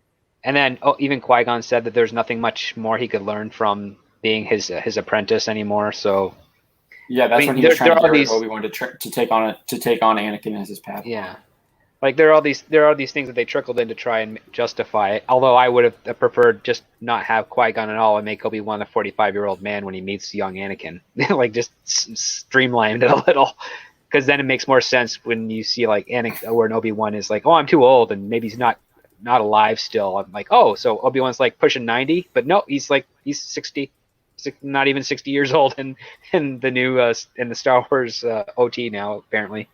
So yeah, it's silly. Tatooine fucks with you bad. Yeah. Look at Uncle and Aunt Beru, for fuck's sake. Yeah. They're supposed to be 45. What's the guy's name who gets wrecked in The Mandalorian? He dies too. I've heard The bounty the hunter. the first episode where he gets chopped in half by the door. Well, no, that wasn't on Tatooine. That was the young guy. The guy young that they're guy? thinking of playing the guy they're thinking of playing Kirk. Oh yeah. He gets That guy with no remember acting he skills? like he shoots Ming-Na Wen's character, and then he like goes back, and then he like waits to ambush the Mandalorian and just gets like owned. Yeah. Yeah. All right, but I did want to ask. So there was that like pretty heated debate between Az and Jeremy. I don't know if you guys saw it, and they were discussing.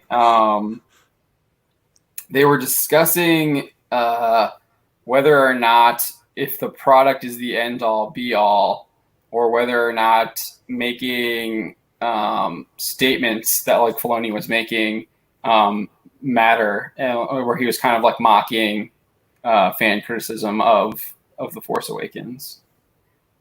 So one side being the ends justify the means versus the product out speaks for itself type of thing? Yeah, I don't know if that's the right way to say it. I think it's just like the ends justify the means. It's definitely one side of the argument. Well, I don't think there is an answer when you live in a world where if there's something problematic in a movie now, it gets taken away.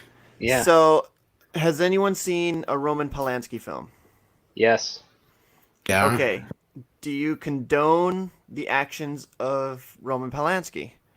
No. But do you appreciate the artwork that was brought about before you knew about the garbage that Roman Polanski was doing? Kind of not really. I mean, I've seen his movies. I'm not a big fan of them. I'm not enough of a fan to give a shit, but I also look at it this way. There's how many rock stars walking around that did just as bad or worse shit, and they don't like. And I don't getting in trouble. Yeah, like, I don't condone the actions. The only thing that bothers me is that all that Led Zeppelin and all that shit too. Yeah. Well, the one thing that kind of bothers me is that when I started film school, the story we heard is that it was a 16-year-old girl, and now the time is I think they're saying she was 13. So I'm like, what the heck is the age? Like, come on, that's the most that thing should be consistent all across. Aside from the actual, is that what you're talking about? Yeah, it's 13. It's 13 because I remember when it was 16, then I remember it was 15, and then I remember when it was 14, and now it's 13. So she's getting younger with every new iteration of the story. The court even though I believe the story, it's just weird that the age keeps going down. Like, in 2 years, is she going to be 12 now? Yeah. But you got to remember, it's still probably going on to this day where there's areas where you can get married to a girl as long as their parents give consent, no matter how fucking old she is. So I'm not trying to condone it in any way, but it's like, why are we even debating that crap when it comes to the art if the guy's going to go to prison or not? I mean, they've been trying to put his ass in prison for how many years? Well, he's in France. Yeah, and that's the other thing is the culture over there is a little different too. So I mean, I have no fucking clue how to answer that other than I don't like his movies, but it's kind of the same thing with Bill Cosby. I mean, it's a little difficult to enjoy somebody's entertainment when all you can think about is the nastiest part of their lives. Yeah, it's hard to separate, but it can be possible by some people, but it is, hard to. Well, I just bring up the other thing because, like, Jerry Lee Lewis, sometimes it bothers me. I mean, then you even think about Elvis. I mean, there's a lot of people you could bring up that similar shit. Like, I don't know where. I mean, do we chalk it up to it was a thing of the time that we can't really do anything about now, or is it something that we should still persecute Polanski because he's just alive still? I mean, that's the question I guess I'm asking. I don't know. I don't know. I feel like we're missing the point here by we're talking about people's personal lives rather than. Yeah, I think we went off on some tangent. More so than all just like their preference of how they. I think it's more about treating your customers is I think the main crux of the argument rather than whether or not you did something despicable. Which you could argue that. Well, okay, so looking at it from that perspective, then okay. In most cases, every movie, every show, whatever, is a product of several people, not just one. So they are like a business. So like if a business is going to treat you like shit, even whether it's the president down to the customer service rep you deal with, you're going to have a bad taste in your mouth from that business. You know what I mean? Whether you're, whether the president of McDonald's says something that pisses you off or you have a bad experience at one of their restaurants, you're mad at McDonald's either way, right? I mean, that's just kind of a natural reaction. And I mean, it's a little different, I guess, when it comes to art, in the sense that like movies and music aren't always a person's personal, like, I don't know, it's difficult. People can still have a very strong subjective opinion on those things. Yeah. To a point, yeah. I mean, because like, what was the argument that Jeremy had? Like, he said it's good product, therefore he doesn't care what. Well, and as far as Jeremy's argument it goes, I mean, you could sit there and talk till you're blue in the face about equality and diversity and this and that and the other, and you're going to do this and you're going to do that with your movies. But he has a point. You know, nobody really gives a shit at the end of the day whether it's Superman or Supergirl, as long as it's a good movie, right? I mean, whether or not it's one or the other shouldn't matter.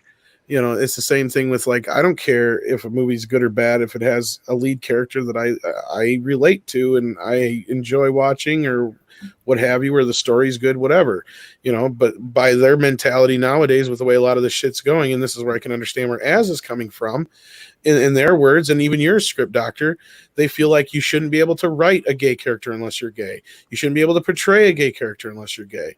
You shouldn't be able to write a woman unless you're a woman. And you've even said it yourself, where you've gotten praise for writing good women characters or good, you know, women dialogue or whatever. And yet that's going to be something that's overlooked because you're a guy. You know, and I think that's the kind of direction of the problem, where Az and those kind of people are seeing that Filoni's coming from, because he's coming from that camp. Maybe that answers your question a little bit better. I don't know.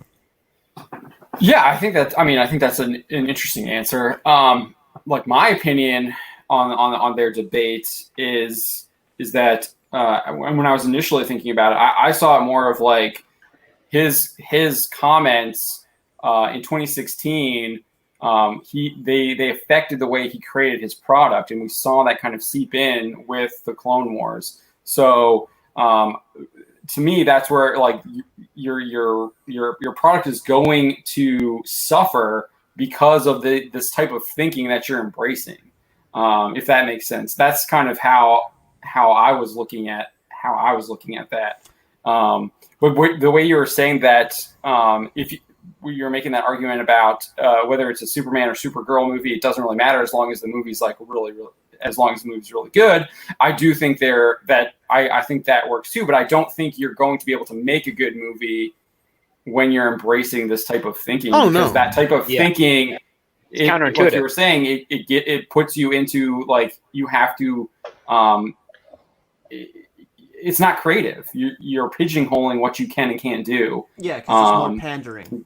Yeah, it's pandering. It's not like creative. It doesn't let you explore deeper emotions or deeper thought, because you're just stuck on this, like, surface level of thought. Well, not only that, think of the term that I'm sure all of us have heard whenever we get hired at a job, was that you're a fresh set of eyes. You're able to see something about what we're doing that maybe some of us just haven't been able to see because we're so ingrained in it. That also applies to writing. If you're only writing characters that reflect you as an individual, and you're never experimenting by asking, like, hey, how do I write a character that's this? Like, you know, for myself, whenever I write female characters, I'm like, well, how would I approach the character? What do I see females do that I don't do, and how can I explore that and make that interesting and whatnot? And I'm coming at it from a different perspective. Yet every woman that's ever read my work has always been like, wow, I really like your take on this character. I like how she's vulnerable and she's interesting and she's ambitious, or whatever I've done with her. And I get praise for it. And I'm also happy that some of my work has been to rewrite female lines, because however they were written before were considered poor or derivative. But, like, it's all about getting out of your own comfort zone. And then when you're towing a line saying, like, oh yeah, we're going to make a character who is good at everything and has no wrong, and that's going to be the standard, you're like, well, you're not really treating the character like the standard. You're treating them like basically a precious being that can't face any hardships and is not good enough to overcome anything because she's already good as it is.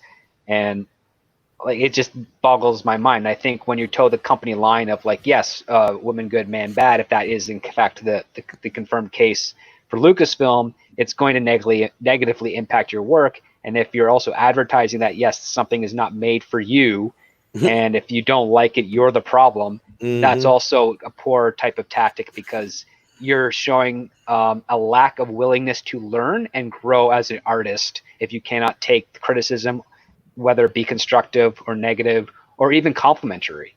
Like, that's just the thing. Like, that's what that's what all the writers I associate with, though. It's like, listen, if you read my work, take a red pen to it. I want to know how crappy it is, because I can't get better if you all like it. But look at Orson Welles. He was told he was the best ever, to the point where it went to his head for a while. Not just that it went to his head, but it also just destroyed his entire career, basically. Yeah, you know? Like, even find some of his interviews where it's like 20 years after Citizen Kane, and every time they talk to him about a picture he was involved in, he's like, well, if I directed it, it would have been a better picture. It's like, dude. Right. And I got to go soon. I hate to go, but I do have a few other things I got to do, and I got another stream that I said I was going to be on earlier actually like late last week, but whatever. Anyway. We appreciate you coming on and joining us. No, anytime. You guys know I'd love to come on and chit chat with you. There was another point I was going to make, and I kind of forgot half of what it was. Oh yeah, I do remember now. I think biggest problem is not only that, like, a lot of the good writers that do make it into Hollywood nowadays are like in spite of everything, like the teaching, the setup, everything. Because I don't know if Script can attest to this, but I swear these writers nowadays don't know the difference between messages, themes, plot, story, character development, character arcs, and all these other things that are very important to stories. That it's like, oh no, I'm going to throw all that out the window. That's just bullshit. I can make up whatever I want and live in La La Land. They're basically like first-year college screenwriting students who haven't gotten out of the skills, but because possibly, I know this in some cases, but not all, but possibly because they check off certain boxes, they are given a bit more leeway to sort of kind of phone it in. Or at least it may be hard work for them, but the result is definitely something that a well-experienced screenwriter would never fall into. Which is why, like, even when you're seeing some of the bigger movies, you've got more familiar names writing them. Like, you've got McQuarrie, who does the Mission Impossible stuff. Like, he's writing his own stuff. He's not hiring another writer because he can't find another writer that's better than him for the subject. And even though he wants one desperately, he hasn't found people that within Paramount structure that he wants to work with. David Koepp is he's a decent screenwriter, not a great one, but he's definitely better than most of the other ones out there at the moment. Christopher Nolan's a co-writer. He usually has a whole bunch of teams on his own thing. Like Jonathan Nolan is kind of like in that whole first year college vibe, although he's getting more disciplined as he goes. Right. You notice that with a lot of guys who work with Nolan, and then when they go off and do other things, they're like, what the hell happened here? Yeah, the quality goes down astronomically. Yeah, exactly. Like the screenwriters that are frequently getting a lot of work are kind of few and far between, and there's a reason for that. Like Goyer and oh fuck. Well, Goyer has been coasting off of his Dark City connections for decades, and I need to remind people this guy wrote fucking Demonic Toys, for fuck's sake. One of the worst fucking Full Moon features, mind you. It's got cool characters, but it's still one of the worst. And that says a lot, because I don't expect much out of Full Moon movies. Yeah. Oh my God. Anyway, I do got to run, guys, and I really hate to do this, but yeah, if I don't, I'm not going to be able to have time to eat. So take care, and thank you again for having me so much. I appreciate it. Yeah, thanks for joining us. For those who haven't already subscribed to Midnight's Edge and Midnight's Edge After Dark, I suggest you do so. Thanks a lot, guys. Take care. All right. Have a good night. Night. Night, Tom. All right, we do have a super chat from Toxic Man Flu for $5. I think Disney should talk with Donald. His filmmaking talent is off the charts. Yeah, that was one heck of a coffee commercial you did there. Instant coffee, like no less, too. Dune references in the chat here as well, it looks like. At least that's what Mark is asking. Have you figured out what the spice is yet? Yeah, I've figured out what the spice is. It gives you that blue hue in your eyes. Although the blue on blue. Blue within blue. Sorry. Which is... I still have a lot of questions about it, but yeah, I'm still trying to figure it out. You'll never get an answer. So What was- I want to Oh. stick with Star Wars here for a little bit. So Don mentioned that referenced this a little bit earlier, but there's a rumor that Filoni is going to be the architect of kind of this Disney Plus Star Wars universe. I guess I don't. It's kind of hard to describe, but the rumor indicates that it's going to include the Mandalorian.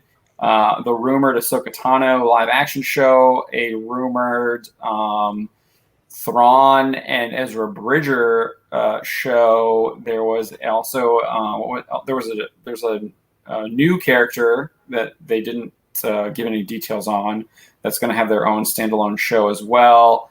And then what was the other one? Oh, the Boba Fett one. And those are all going to be like connected in this kind of like, they were describing it as like Game of Thrones style, but with separate shows. If that Well, it sounds like they're just trying to do what the MCU is doing in films for their Disney Plus Star Wars series. So wait, or no what they're doing Cassian with TV, Andor? or what they have planned for Disney Plus TV with Marvel. Yeah, Yeah. exactly. Script. But I don't think Andor? Filoni's probably going to be like I think he just might be kind of like a pseudo showrunner among showrunners as opposed to like a Feige position. I don't think he would take that because it's way too much responsibility and he doesn't get to be as creatively involved in the product. Like that's the one thing he loves most of all, even though I don't think his quality of work is the best it could be or has been comparatively to some of his other stuff. No. That's his home. That's his comfort zone. That's where he can have the most fun because he can say, oh yeah, like I want to do this show, but sometimes the higher ups will be like, especially to Feige, they'll be like, yeah, you can produce it, but you're not writing it, you're not directing, you're not doing anything because you got to produce all these other ones. And I don't think Filoni would like that. That's just my take on who he is. I think they'd get someone else who would do the operations thing and allow him to be the creative guy who can bounce from show to show and not have to worry about all the other things going on that a job like that would entail. Same thing for Favreau.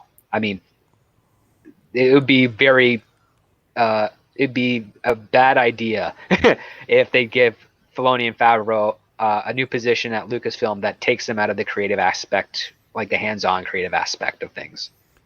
Well, to me, it sounded like they were still going to be creative. They were just going to be kind of the creative engine. Like, I guess the way the rumor was written is they were going to be the creative engines behind these shows rather than kind of like a Feige style where he's kind of, I guess, creatively involved, and then he's also managing everything else as well. Where I guess now he's kind of like managing everything from a Marvel standpoint.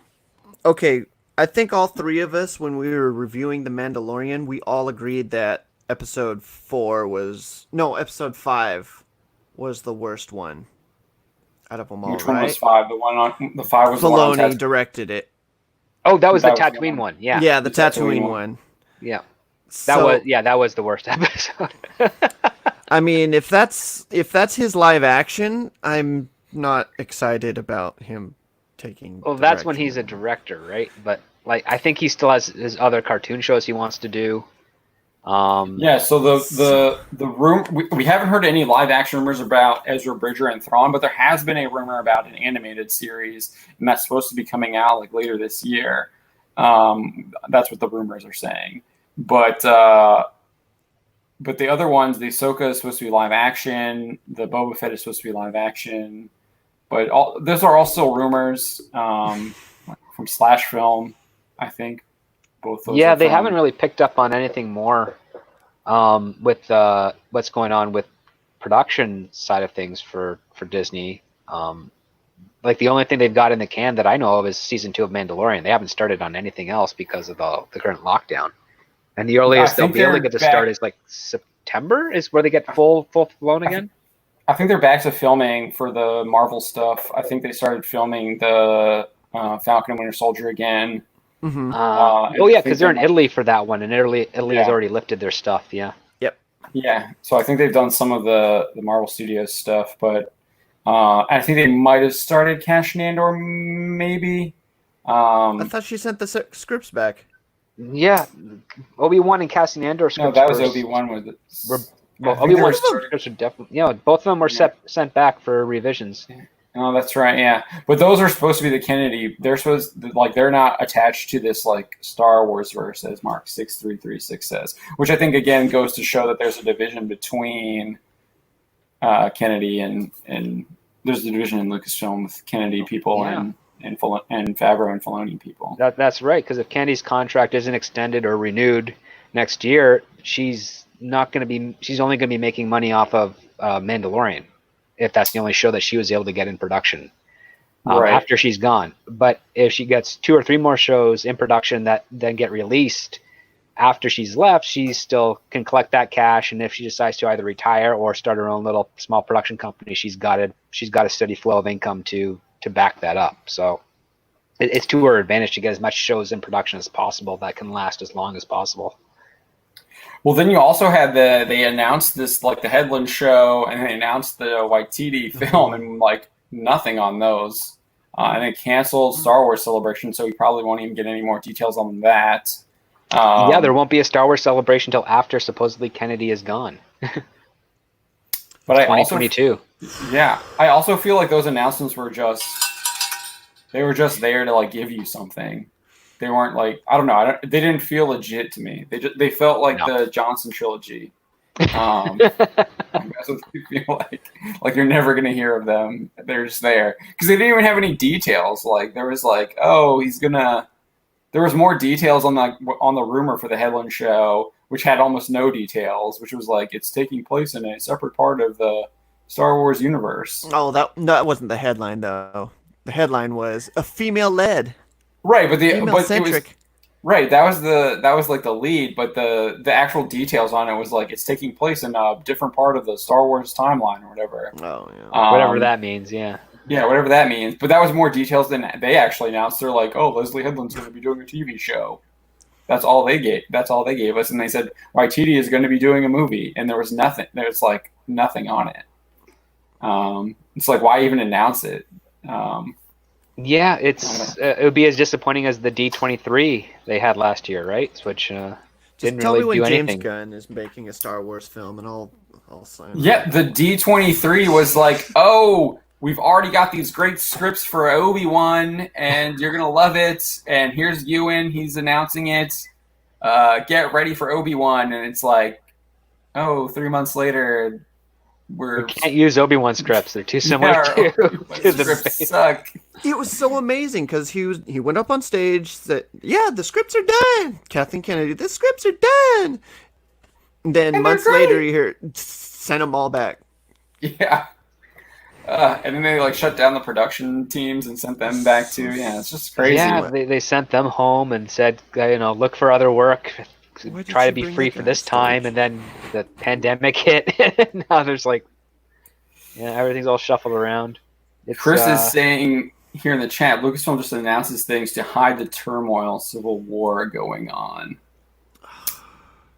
Who knows? Like, I don't even think the 5th Indiana Jones film is going to go anywhere, because I think David Koepp just walked off the project as well recently. Jeez. He's the one that wrote the last 2 indie films, I think. He definitely wrote Crystal Skull. Okay. I think Mark 63366's speculation is more valid. Could the announcements be made to impress investors? I think that is much more in line with what I would be thinking than but D23 turmoil. Remember, D23 is like their big meeting. So they have like 3 big shows every year. San Diego, D23, and Star Wars Celebration, right? And I guess Star Wars Celebration was every 2 years. I think they do it every year because they had one last year, didn't they? I thought they had one last year. And they were supposed to be one this year, and they canceled it. Huh? Because weren't they just in Chicago last year? Was that last year? It feels like it was longer ago, but I'm pretty sure it was last year. Maybe they only schedule a venue every 2 years, and they switch off. I don't know, but it was supposed to be across the street for me, and that place has been a ghost town for as long as I can Oh, think there's since definitely this people whole living thing in there. happened. Yeah, it's garbage town right now over there. So I'm just. I think you're right about 2 years. They said they did have one last year though, and there was supposed to be one this year. But now, like I'm reading a headline from Los Angeles Times. It says Star Wars Celebration 2020 canceled, 2022 dates announced. I don't know if there's going to Because be a I think they did the 2021 one show. last year primarily for the Rise of Skywalker hype.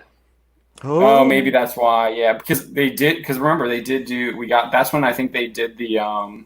They brought what's his name back? Ian. McCallum. Yeah. Yeah, and that's Yeah. when they Reed did McDermott's the. hard. Yeah, But because I McDermott, remember yeah. the 2016 one we had Mark Hamill, and then before that, 2014 also had Mark Hamill. But I don't remember Right. the 2015 one. Yeah, because that one they also showed all that extra footage for the Mandalorian. Yeah, we got the extra footage Yeah. last year too with the Mandalorian too. Yeah. All right. All right. Studio schedules are messed up. Do you want to get into some cancel culture? Oh, who got canceled today? Actually, let's talk about this Nintendo lady. Oh, Sure. For a little bit. So she didn't get canceled. She should be canceled. I don't support cancel culture. I just support you spending your money elsewhere. I don't know if I agree with that anymore. I don't know. I'm coming around on it. I Canceled it's or just hard. held accountable for poorly choice words. See, for this, I don't know. I think there's a line you cross when maybe you should be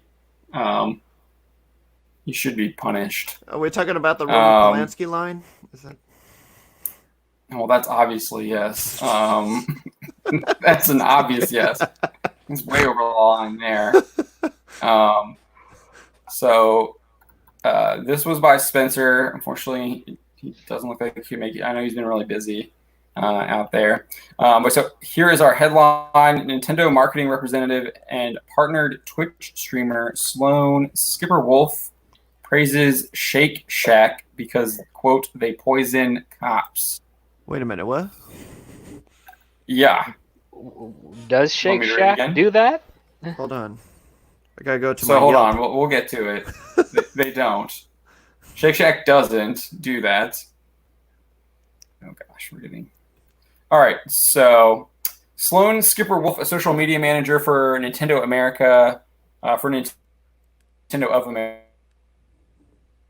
streamer, recently praised the Shake Shack restaurant chain after it was alleged that one of their patients had intentionally pulled New York Police Department officers. On the evening of June 15th, 3 members of the NYPD became sick while at the time, and at the believed. Oh, I did not do a good job editing that. And at the time, they.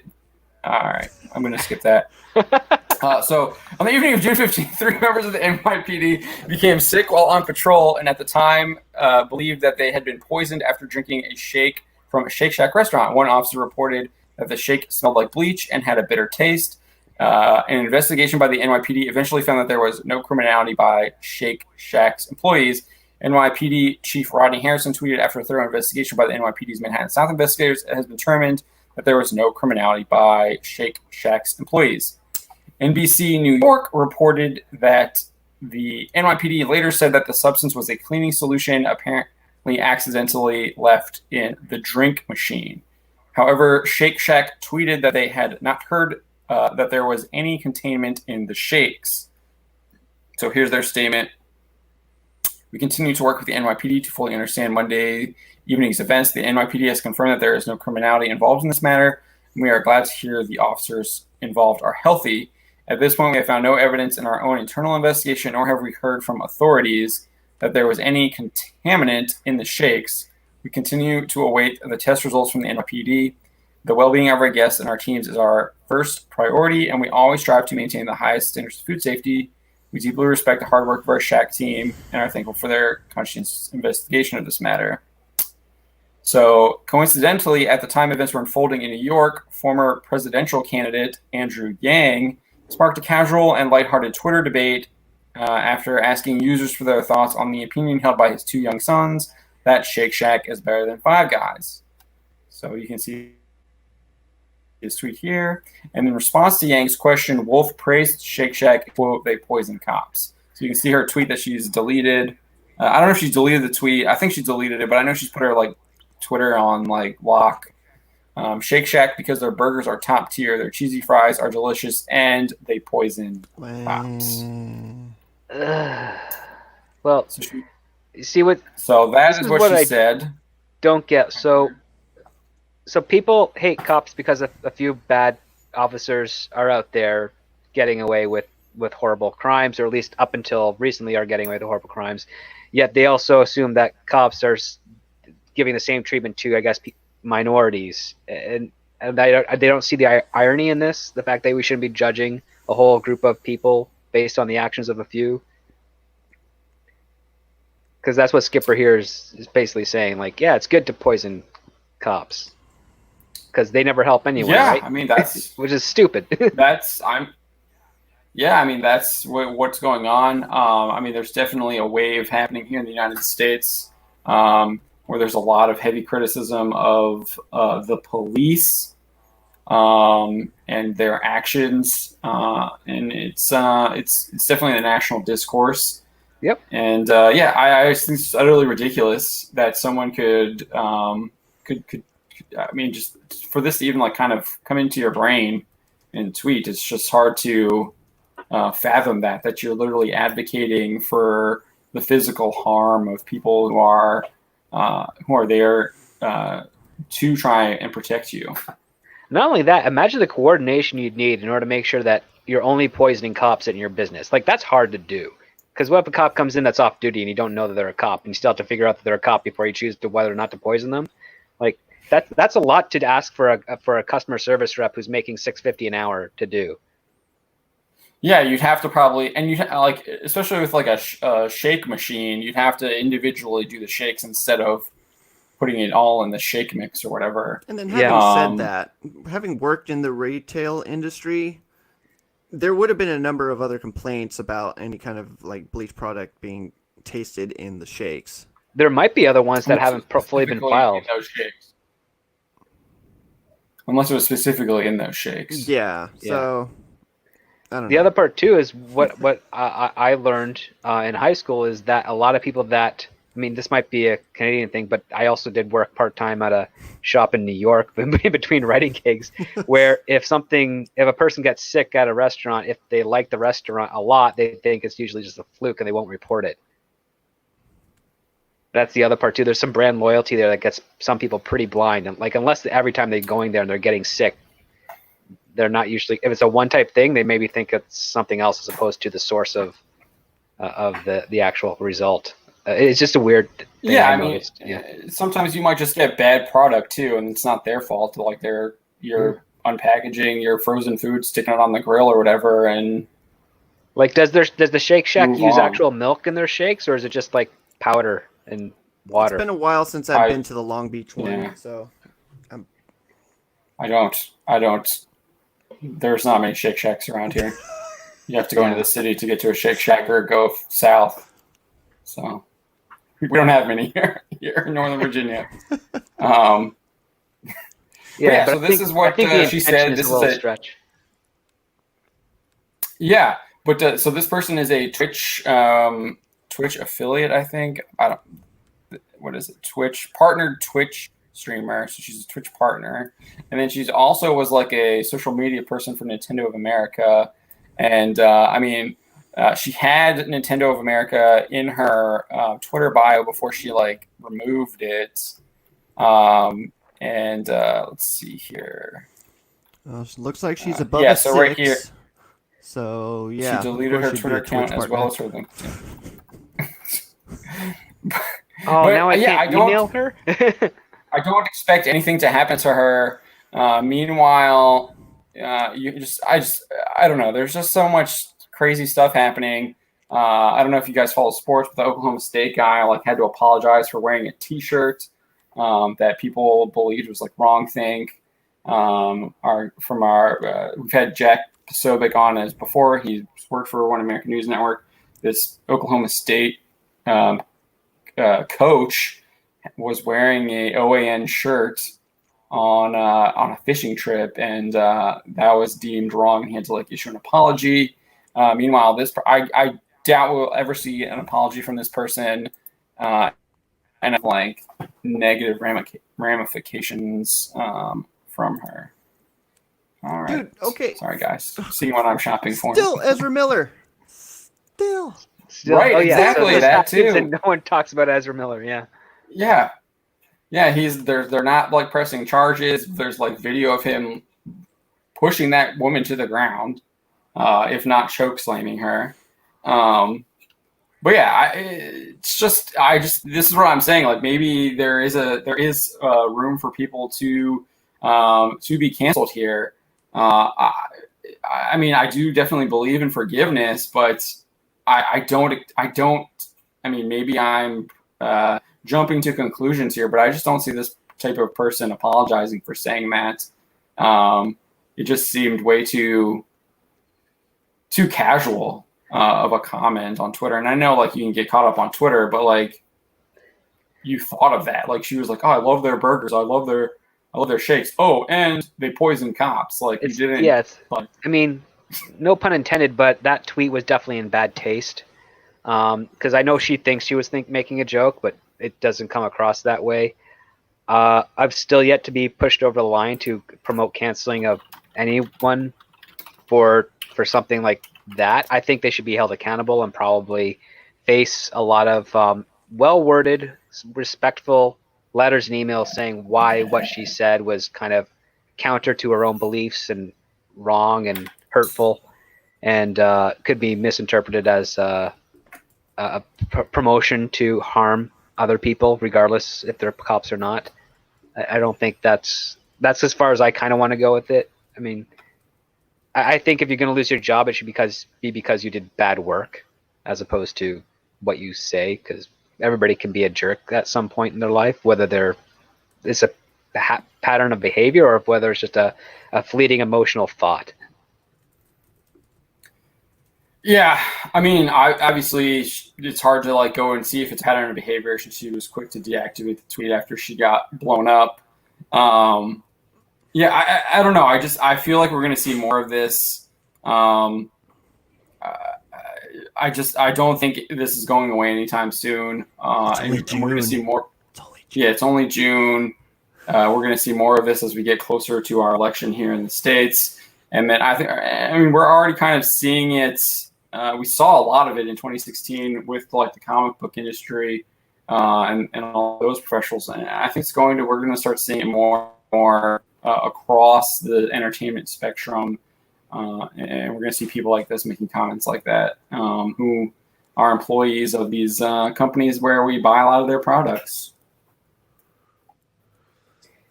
But yeah, I definitely think that what she said is just, I think it's abhorrent and unacceptable.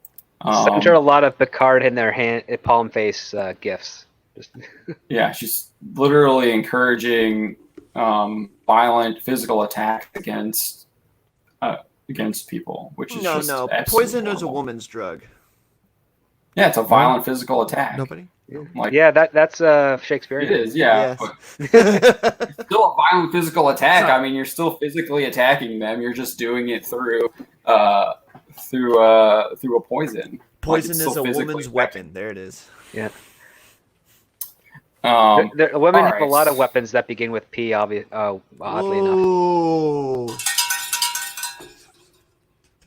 Oh my gosh. That's as far as I'm going that's there. a I'm not 5 going minute any major, further. I think. That might be a fight instigator right there. 2-minute fight instigator. All right, let's see. What else do we want to talk about? A little bit. Because there was Star Wars, there was Star Trek. There's a bunch of gender changes. There's a lot of Oh yeah, that gender preference swap app changes.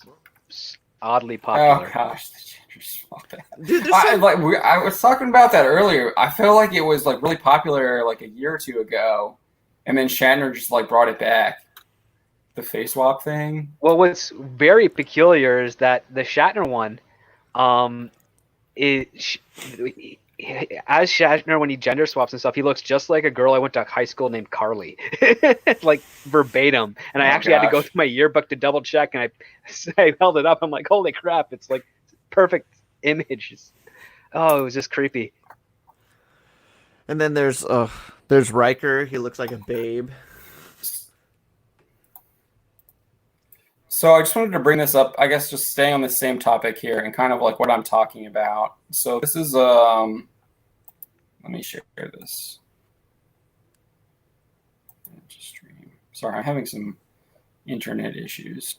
Oh, it's your end. Okay, I thought it was me. Yeah, it's total. I definitely think it's me. So this was on yesterday. Spencer published this. So Riot Games executive Ron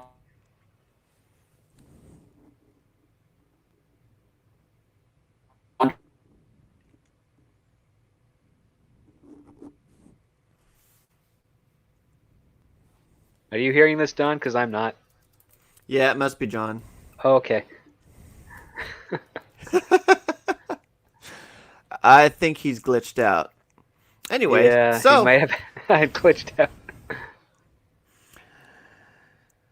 Well, welcome to Bounding into Comics live stream, everybody. We're talking about Riot Games executive Ron Johnson, not to be confused with the other guy from what's that show? Breaking Bad. Ron Swanson. Oh, Parks and Rec. Parks and Recreation. Ron Swanson. Anyway, this guy resigned following back George Floyd's criminal history. George Facebook Just want post to apologize. discussing George Floyd's criminal history. Oh, It all? It's Bounding, get him. Bounding to John. Bounding to John. Do you hear us, John? Follow the bell. Oh, he's gone. Okay. It's froze again. Poor guy. Anyway. Okay, so do you know that little pundit, that chick that kind of works for the Republican Party that talked about George Floyd's... Candace Owens? Candace Owens. Are you familiar with the speech that she made to... I guess she did it to social media, and then she kind of shared her thoughts about George Floyd not being a real hero? Wait, I was never under the impression that George Floyd was a hero. I just thought it was horrible that he was murdered. Yeah, so her argument was that George Floyd had a criminal record. He had served time. And all of a sudden, cool. John, you're sharing your email. Okay. Oh, you're back. Okay. I don't know what's going on. I'm still it's still not letting me scroll. There it goes. Okay. You can move up to 5G. I'm having issues here. Definitely having some internet issues. So this guy here from Riot Games, Ron Johnson, had to resign following a backlash, and this is what he posted. He posted this meme here, and he captioned it, "There is no reason to condone his killing by the officer at all, which still needs to be investigated as a potential crime. It is a learning opportunity for people and your kids to teach that this type of criminal lifestyle never results in good things happening to you or those around you." And then lists his arrest records, and then I think this is probably the bad part of the meme. When he was killed, he was high on meth, blah, blah, blah, to drive a car and possibly kill. Too bad the pregnant woman didn't have a gun. That's probably the issue with the meme. Which, I mean, there's a lot of implications there. She could have defended herself, so she wouldn't have had her home robbed. He spent nearly 9 years in prison all across that time. Mm-hmm. Yeah, I think it was 7. Like you add the 7, the 10 months, the 8 months. Oh, right, yeah. So he shared this meme and basically was just calling kind of like, you could interpret this as he was just wishing she had self-defense. To me, I think he probably didn't even read that part, and he was just looking at the arrest record on the meme. But I doubt that he voluntarily resigned. I guarantee you he was forced out by Riot, and they just have it so it's nice that he like, oh, you resigned instead of us firing you. So he posted this on June 10th. It took a week to resign. He's probably getting a ton of pressure from them telling him to resign. So we'll see how long it takes. What happens with this Nintendo of America social media manager. And I just think it just kind of shows you the different perspectives and like what opinions you can and can't have, or what will affect your career negatively or positively. I don't really want to get into this. I just wanted to kind of show it as an example. You can read the full story on the website. Yeah, I mean, enough people have already said enough things about the George Floyd situation. I think we're all in agreement that he should not have been killed in that manner. He shouldn't be killed at all, because it's a horrible thing. And I think that's all you need to sort of consider, is that a suspect should not become a murder victim during arrest. Kind of an easy thing to get on board with, I would say. Yeah. Going off that, though, completely lost my train of thought. So, yeah, go on. So ding that bell. All right. Deviant Porg is saying I joined the Chaz. No, I joined the Chop because I got chopped off there. So I'm part of the Chop now. Fortunately, I was able to make it out. I was able to make it out alive. They have superheroes in the Chaz now. Who's there? I haven't seen who showed up there. They've got some guy named the Red Ranger who is wearing red hockey pads and has a large plastic, I think it's a round sled that he painted a peace sign on. Okay. There's some woman wearing a bandana around her head or around her face, and she has got a backpack. And there's another guy that looks like that looks like Screen Time from the new war. Oh gosh, the internet gas has affected the Chop. Yeah. The internet gas. Now we know. That's we were all wrong about what the actual internet gas was. That crazy grandpa. What's the woman's name with bandana? I can't remember it. Like, I don't know what the other two names are. I just remember the Red Ranger one because on the video that's on Twitter, you can clearly hear him say his name. But the other two, there's some distortion. With the Red Ranger, does he have a Zord? No, he just has a shield. Like he's Captain America, but it's not really a shield. It's those red plastic circular sleds that you use. Yeah. And he painted a peace sign on it. Oh, so he doesn't have Zord though, man. That's kind of disappointing. So we're not going to get to see a Megazord. So he's the red. If we sled. did, it would be made out of cardboard, like in the old Sentai days, and just be walking around perimeter patrolling those really terrible gardens they have. We know, yeah, they have plenty of cardboard. They're putting dirt on top of it, trying to grow plants out of it. They're growing weeds. I've seen them grow weeds, like not the drug, just actual weeds. But I haven't seen them grow any fruits or vegetables. All right. We're at. Oh, that's did you what. remember what Okay. you're gonna bring up? All right. So 2016. Remember when all the craziness was happening then? The Me Too movement was really happening. You had the Black Lives Matter was starting to come in. Well, more prominent at least, yeah. Yeah. Yeah, they were around in 2015. So I've known of them since 2010, but yeah. Does anyone remember anybody being canceled back then? In when in 2016? In terms of industry, like. Yeah, the Mozilla president was canceled for his donation to a group opposing that California Proposition 8 or whatever. Oh yeah, there's that. Lasseter. There's plenty of people getting canceled back then. Lasseter was canceled out of Pixar. How many of them have gotten their jobs back or have gotten into similar positions since then? That we know of. I don't know. I don't think any. I don't think any of them. Yeah. Not that I can remember. So is the cancel culture really effective then? Can we? Yeah. Seems like it. Well, it seems like it seems like it's permanent. Because I would think like people have short-term memories, and they're like, wait, this guy said this back then. I don't. Well, if they're going so far back to go to as minimum of 10 to 15 years, or sorry, I guess not 15 years because Twitter hasn't been around that long, but if they're going back at least 10 years to find a tweet about you, clearly they're going to try and hold a grudge and maintain that memory.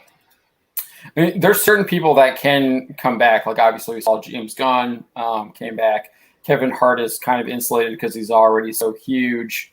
The Oscars can try and cancel him, but I mean he's still a massive comedian. Yeah, he's still able to tour and make money. Yeah. All these celebrities that did blackface though back in the 90s. Who was it? I don't think any of them have really gotten in trouble. Is Howard Stern really a celebrity? I mean, he was a shock jock. He's a shock jock, yeah. And wasn't he making fun of the Whoopi Goldberg and Ted Danson thing? I'm not sure. I'm not caught up on that. He's one of the major judges for America's Got Talent. Yeah, I don't take any seriousness with that show. It's reality TV. He has a huge following on his Sirius XM show, though. I still think. But also, hasn't he lost a whole lot of his following because he admitted that his shock jock was all in like. I think he's losing his following. I know a lot of people have.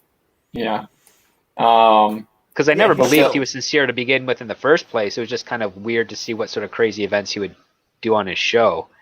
None of those people have faced really any negative consequences for that. There's the lady's still on The View. Yeah, I don't feel like anything's happened. Oh, Joy Behar? Oh yeah, she did Brown. Fallon is still there. He's not going anywhere. So those people aren't getting in trouble. Kimmel is still there for his they tried to Me Too him a little bit and that didn't work. Well, Kimmel's a bro though. Well, yeah, Kimmel had the Man Show, but the Man Show, yeah. God, that was, and then he got Ben Stein, I think, helped him out for a long time. So he was friends with a notable Republican celebrity. So that was. But yeah, I don't think anyone who's I think the bigger issue is that there's the people you haven't heard of that have been canceled. That like this guy Ron Johnson at Riot. How many more people like him? How many people at Riot that aren't executives have been canned for saying something like that or posting something on social media that's contrary to the narrative, current direction, the current narrative, I guess. Where the ooze is flowing for that Ghostbusters 2 reference. Oh yeah, it's all created from negative hate and emotions, and it's all heading right down to the museum. Yeah. Yeah, I mean, does that kind of answer your question there, Don? Yeah, I guess. Mark, it would be interesting to sort of figure out a tally of all the canceled people and see where they are now. Yeah, I think that would be a job for Data Racer or something. Yeah, I don't think we won't be doing it. Too heavy of a task right now. That would be a very long, arduous task. Yeah. But yeah, Mark 63366 is saying that the Democrats survived being canceled. Well, Al Franken, I don't think is around. I mean, he's still doing, I think, a YouTube channel, but I don't think he's doing anything else wise. And oh yeah, he got Me Too'd, huh? He got Me Too'd for not even doing a Me Too thing. He never touched the woman. He took a goofy photo.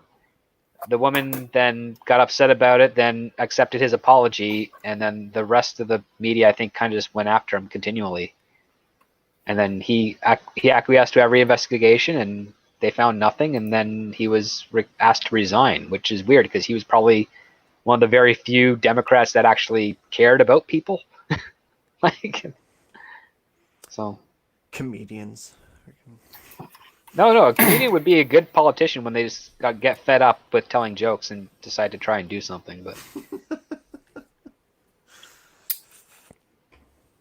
so I did watch. I watched Con Air last night. Con Air is one of my favorite films of all time. I would say it's on my top 10. I really just like Con Air. The Rock. I like The Rock too. I like both of those films. They're both fantastic. I'm Face Off. No, Face Off is not up there. But I like The Rock and I like Con Air. I'm not a Nicolas Cage hater. I know it's in fashion to hate on Nicolas Cage. No, you don't hate Nicolas Cage. You just roll your eyes whenever he does something ridiculous and be like, "Oh, that Coppola." I like him. I like him as an actor. I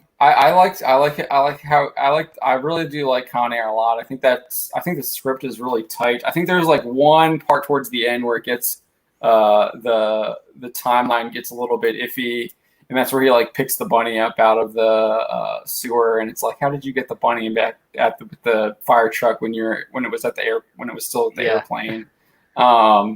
But yeah, it's a really fun movie. I think it does a good job of like mixing comedy and action and seriousness.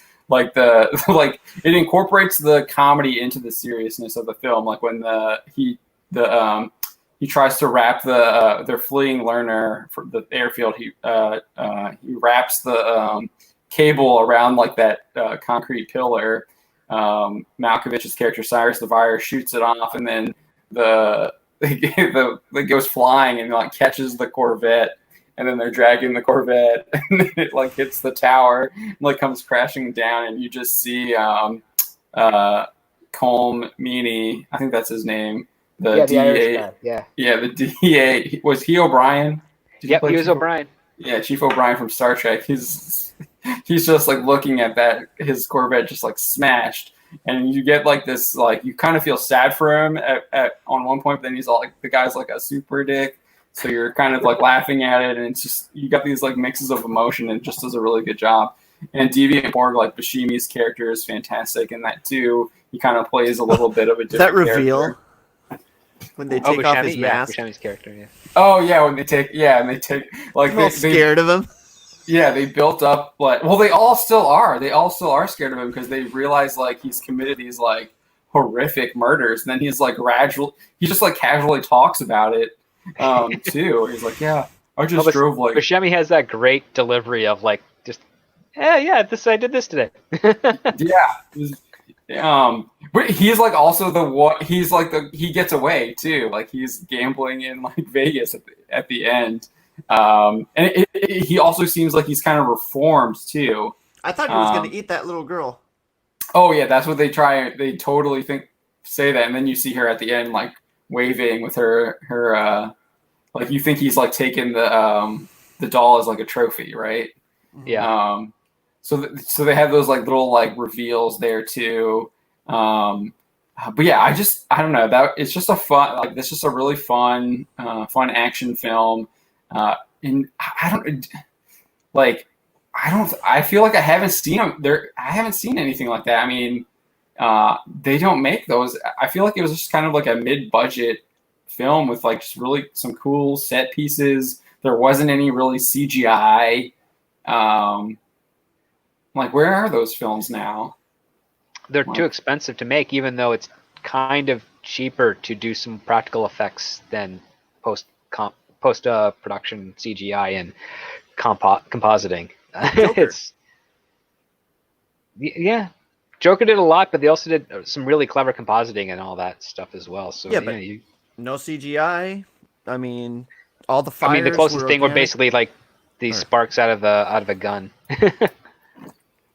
Yeah, I guess Joker's probably the biggest comparable. Like I don't know. I just feel like there's. I feel like that's just like something we're missing now. We don't have these just kind of like they've been. Obviously, we have the superhero films now, and like you have Fast and Furious and stuff like that, and then you get a Mission Impossible or a Bond every once in a while.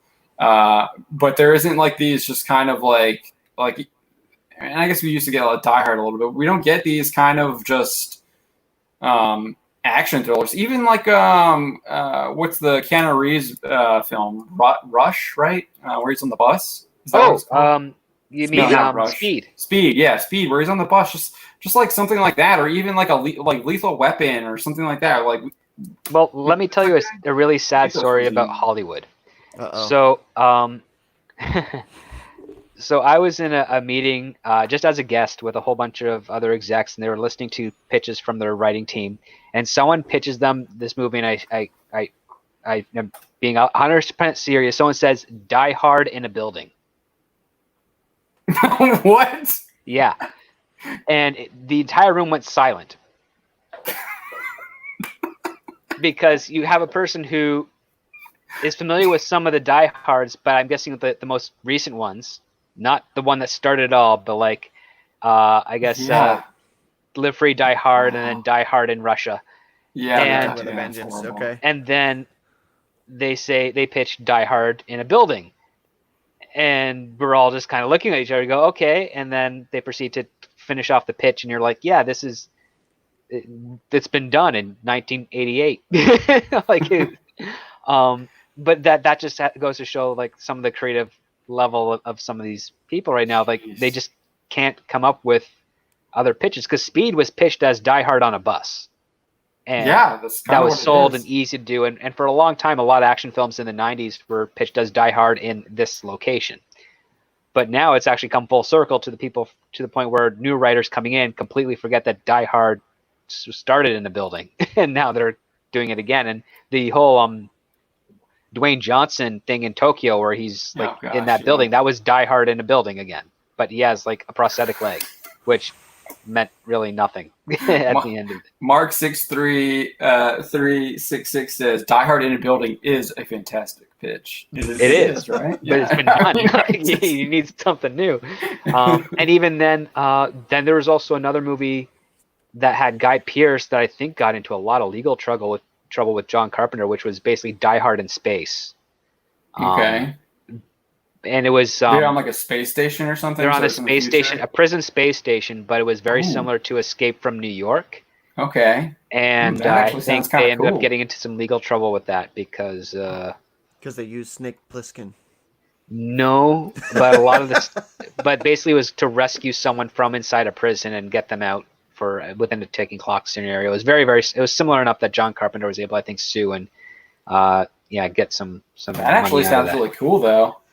The one with Sylvester Stallone? No, it's Guy Pearce. Oh, I'm thinking about the other one now. Yeah. So Mark 2012, I think. 66 also says, "Why make $100 million when you can make $1 billion?" I think that is why these films disappeared. Lockout, yes, that was the movie. Lockout. Space Jail. It's not great. It's got some neat things, but it's weird. There you go. Okay. Feel free to check it out. What do you make of that idea? Do you think the greed of Hollywood is why we don't see these kind of films anymore? Because they don't want to make. They need to make they have to make so much money now. Well, they have to make so much money because Hollywood loses a lot of money in their productions, anyways. So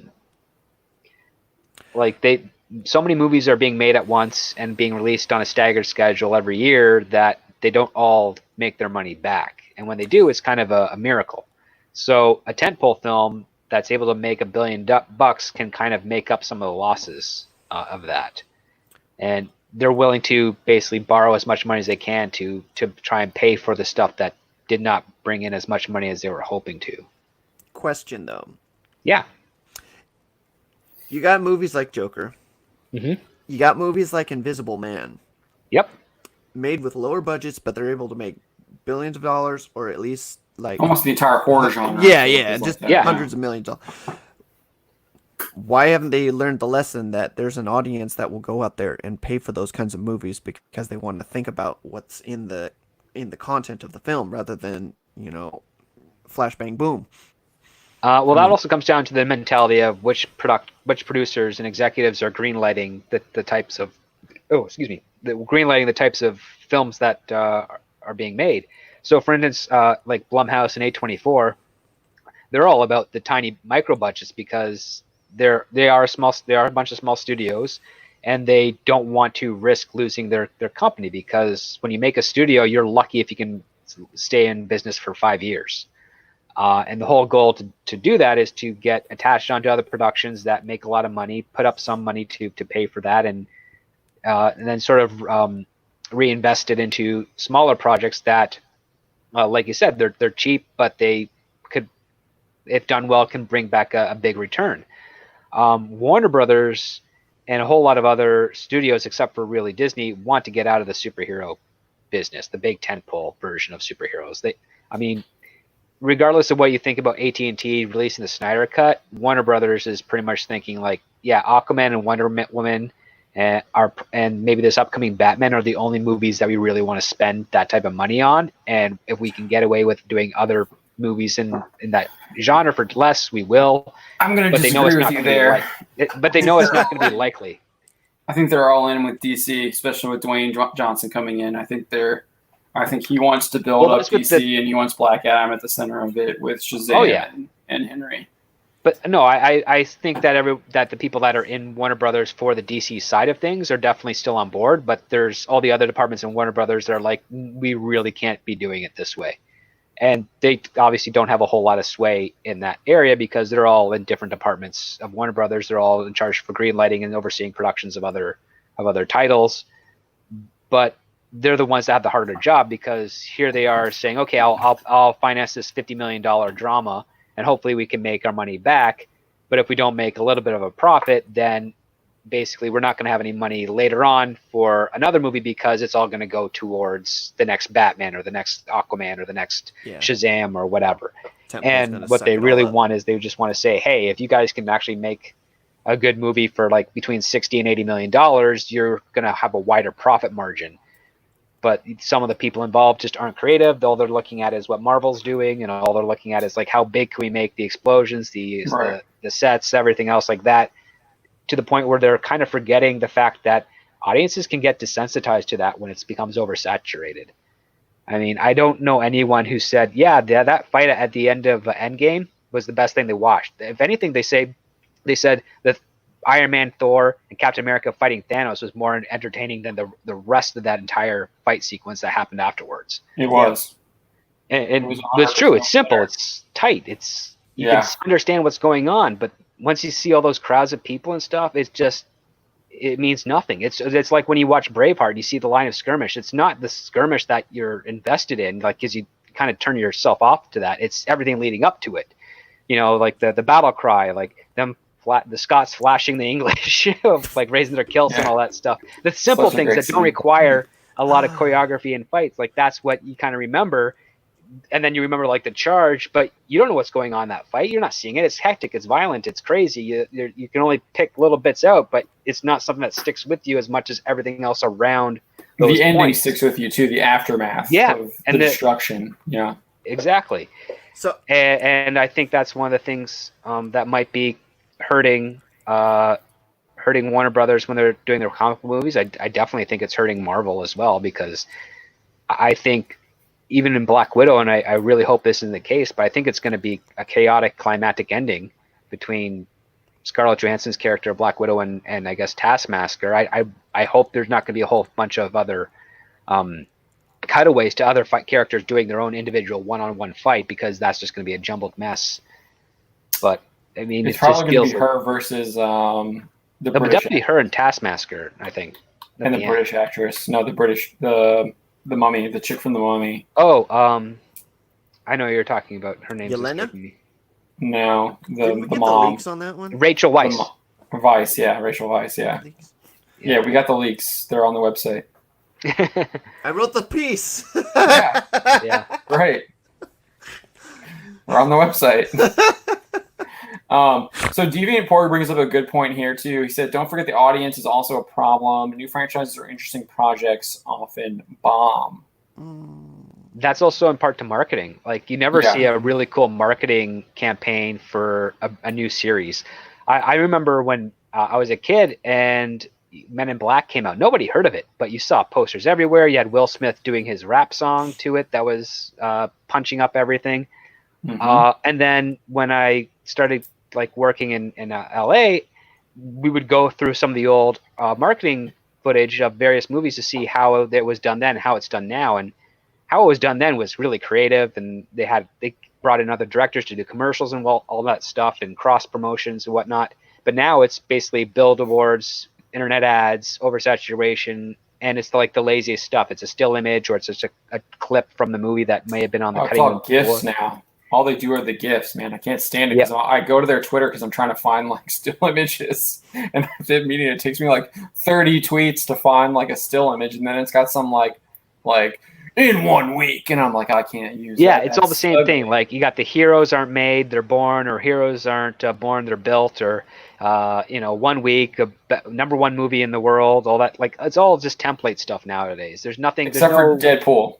Except for Deadpool, which is viral, which brilliance. harkens from the older school of interactivity and fun and games with their property. Both marketing campaigns for Deadpool were amazing. So is even the marketing campaign for Detective Pikachu. Like Ryan Reynolds is going old school with his stuff, and it works. I enjoyed Detective Pikachu too. I like that film. Too bad he learned how to do that after Green Lantern, because Green Lantern was a terrible movie, but if it had a better marketing campaign, I think they would have probably got their sequel. I don't know.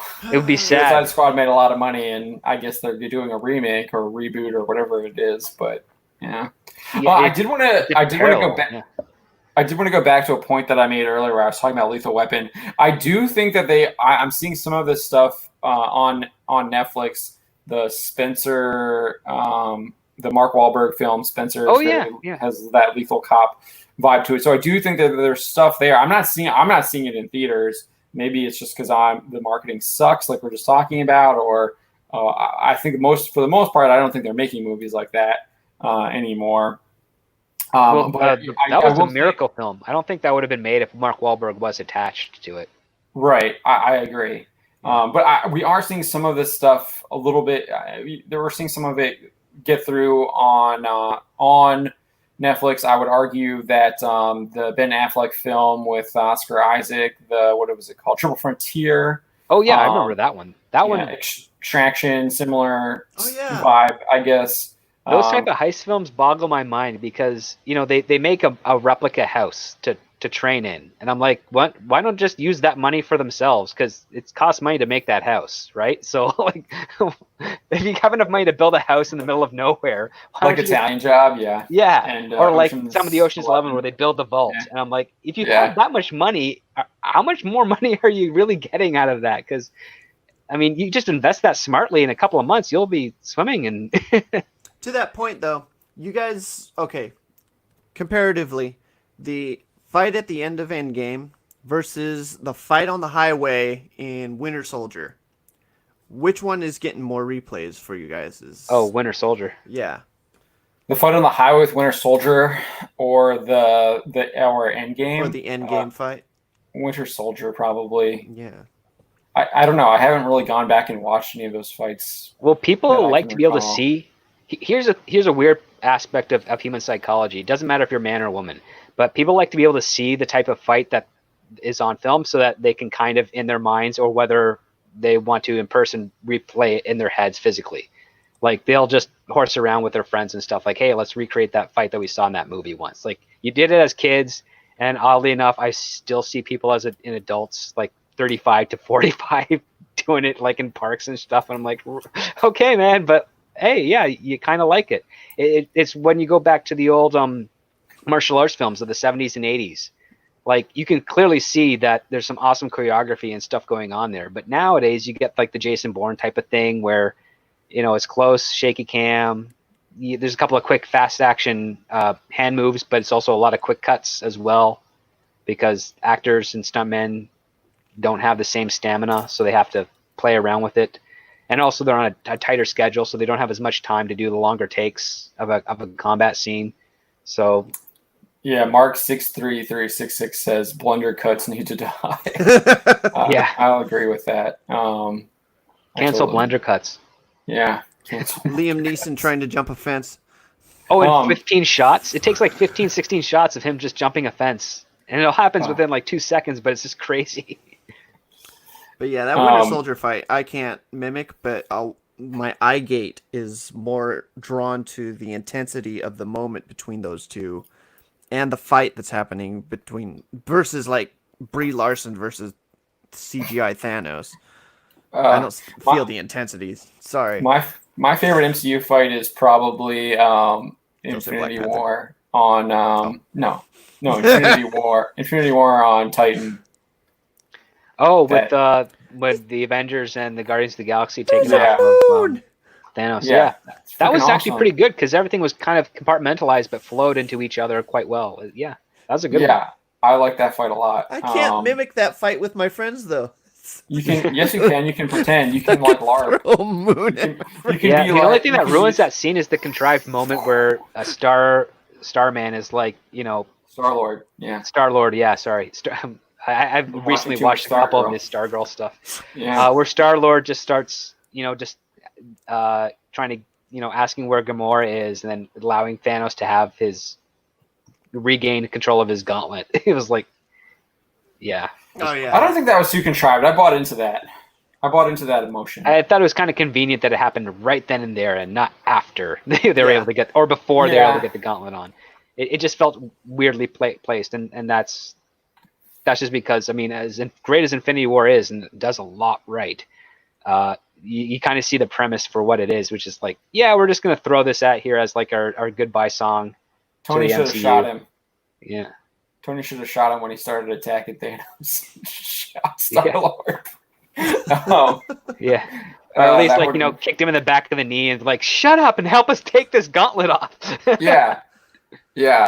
But I did like that fight a lot because I thought it was very imaginative. It was creative. You had you had the stuff with Spider-Man. You had the stuff with Doctor Strange. You had them like doing all the team up stuff too. And The then you hopping had through portal dimensions and stuff was great.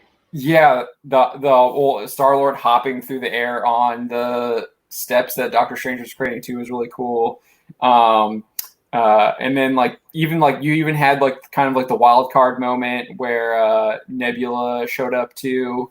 So yeah, I really like that fight a lot. I'm just wondering, like, when the Thor fight is really good too. In the first Thor one's pretty good. In the not the end fight, but the fight against the Frost Giants. Yeah, I like the Frost Giants. that was actually fight. pretty good. Really, because you just see the arrogance of Thor, and then at the end of the fight, you still see that arrogance. Yeah, even when his like team's about to get like slaughtered. He's like, we can still do this. Yeah, he's just so reckless. You see the arrogance and his like recklessness, and it really just showed his kind of personality where he was at that moment. And then obviously throughout the movie, you see him drastically change and learn from why that was the wrong position or the wrong position at that time. Yep. I always kind of thought it was strange when in Infinity War, when Tony Stark goes to stab Thanos and Thanos breaks up the blade and he uses it to stab back Tony Stark. Why don't the nanites just automatically reintegrate into the suit before it could actually penetrate his skin? Because they're still connected. Yeah. I mean, so like, yeah, there's some issues with that. It was like, that would have been a funny little turn. Yeah. Maybe somehow they like get disconnected or something. Thanos' biology like messes with them. I don't know. I just thought it was kind of weird. Straws. Because it's like he like they rip off part of his glove and then part of his hand, part of his helmet, and then Tony Stark was able to like refabricate it because of other nanites drawn from other areas. And I'm like, okay, so you can do some pretty impressive things with this new armor. And then all of a sudden, this giant like blade that he formed comes straight at him, and for some reason they just don't disperse around him and like reform his armor so that he has the upper hand. Or like it could have even like reformed into like a choker collar or something, like to restrain Thanos or something like that. Yeah, or like because he fires those things on his ankles to keep him there, and then they go reintegrated back into his suit later on. So yeah, we do know there's some wireless activity going on here. But yeah, you guys are thinking it's like the T-1000. Well, I'm thinking more like it's a Venom though. symbiote. It was a T-1000 and a Venom symbiote type of thing going on here. So didn't you see how it worked? John Willis says he agrees with me about Thor's fight against the Frost Giants. That was Chris's most Aussie moment, though. It really came through. Yeah, it was great. It was great. I loved it. So I think he felt like he felt like Thor, this like unbeatable god.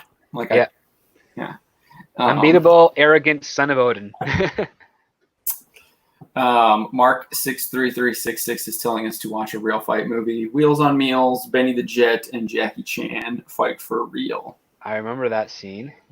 I watched Rush Hour recently with Jackie Chan too. I watched Some Old good- Boy recently. I saw The Big Boss. But it was originally called Fist of Fury, the Bruce Lee first film that he did.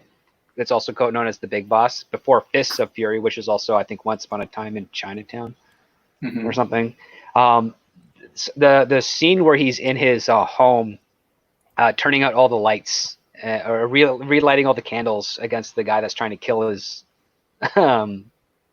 friend is pretty. Oh wait, no, sorry, I'm thinking of another movie. The whole fight in the front yard, sorry, where he's like taking on all those guys after he's been holding back from fighting for the entire movie, was pretty cool. Like, it's just, yeah. And then because the boss is like tossing his bird cage up into the tree and it like perfectly lands, and then Bruce Lee breaks it and frees the bird and then takes him out.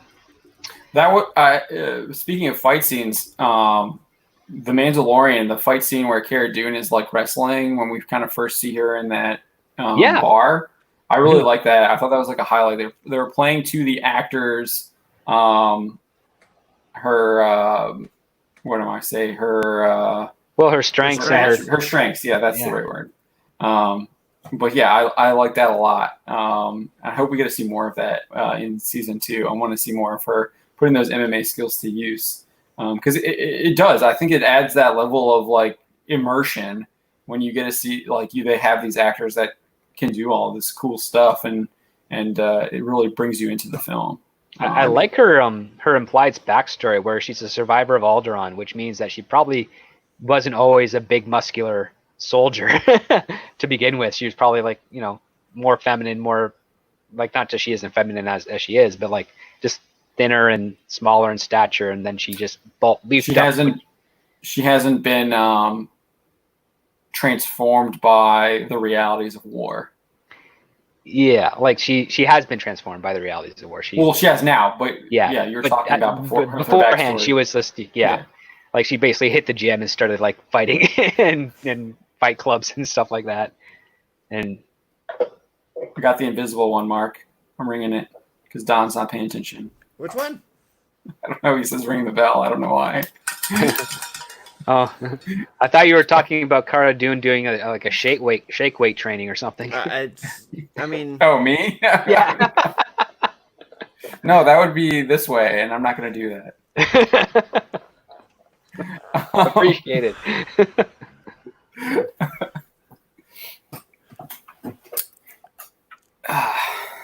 But yeah. So, what else have you guys watched recently?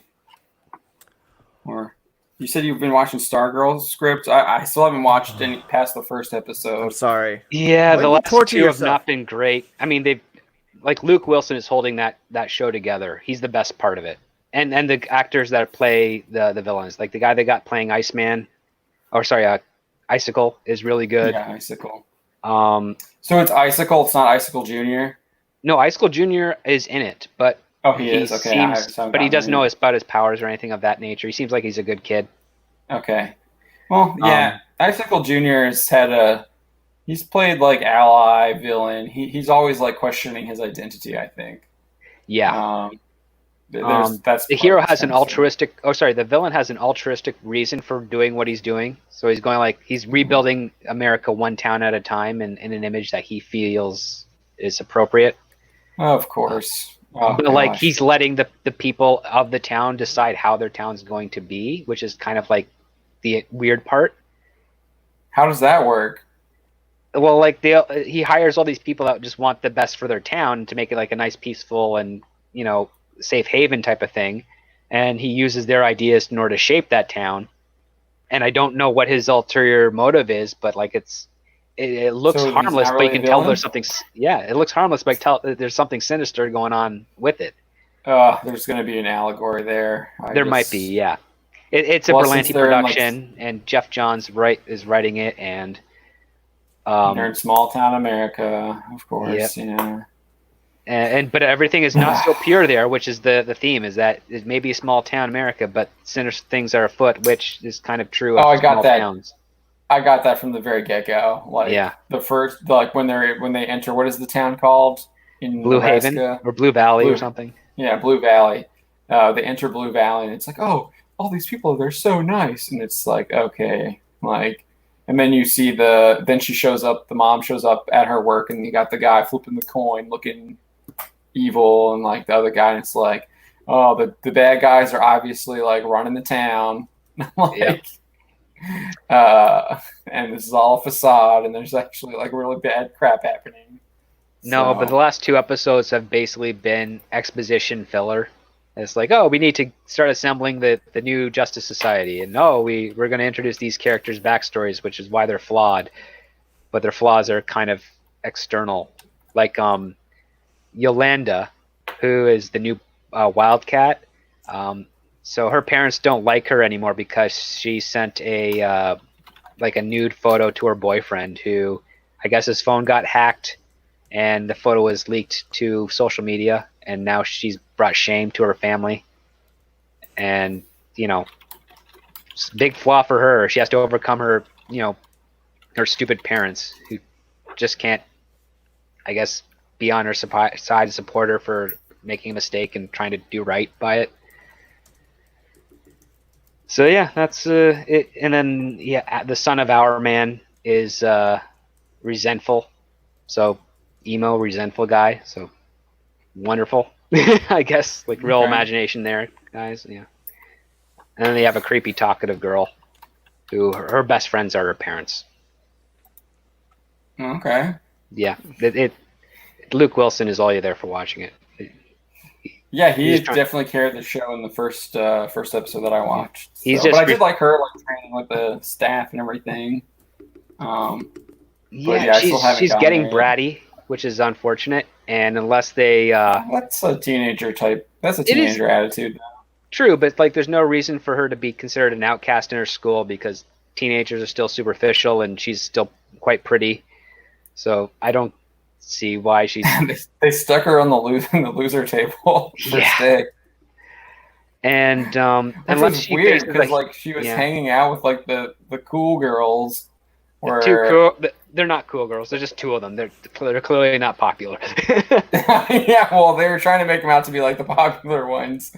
We're like inviting her to all this stuff, and then they stuck her at the loser table, and then she shoved the guy down, and they're like, "That was my boyfriend." It's very Berlanti and Jeff Johnsy. Unless they make Stargirl really face the consequences for her behavior, it's going to have a really lackluster ending, I think. Oh, Mark says, wait till you watch episode 5, classic bad CW filler. Okay. Oh no, that was the Our Man episode. Yeah, that was. Oh, okay, you already saw that one then. Yeah, it's bad. Yeah, it really happens. Is that also Guggenheim? Mark Guggenheim? Yeah. I don't think so. I don't think so. No, I think it's just Berlanti and Jeff Johns, and a couple of other names that are new that I'm not familiar with. I saw Az put his review up, so I'll get that up on the website tomorrow. Yeah, I haven't seen his review yet, but like as soon as you did number 4, I'm like, wait till Az sees number 5, and then literally the second I finished posting that, Az drops his number 5, and I'm like, I was just thinking about this. Yeah, he took a while to drop 4, so I think he did it like 3 days ago, and like over the weekend, and I had been looking for it last week, and like he hadn't put it up yet, and then he finally said he got it up. I saw that he got it up yesterday, and then he dropped 5 right away, so he caught up quick. All right, well, we are quarter till. Anything we want to wrap up with, or you guys want to talk about? No, I guess no. Any more people from The Flash going to be canceled yet? Hartley Sawyer was canceled for his disparaging remarks. That's what I also can't stand. When they cancel, like when these corporations cancel these people, they don't have the balls to actually like really like hammer them. Yeah. For what they're being canceled for. It's like weak corporate speak. Which that just like annoys. That just is annoying. It's like disparaging remarks is what they said.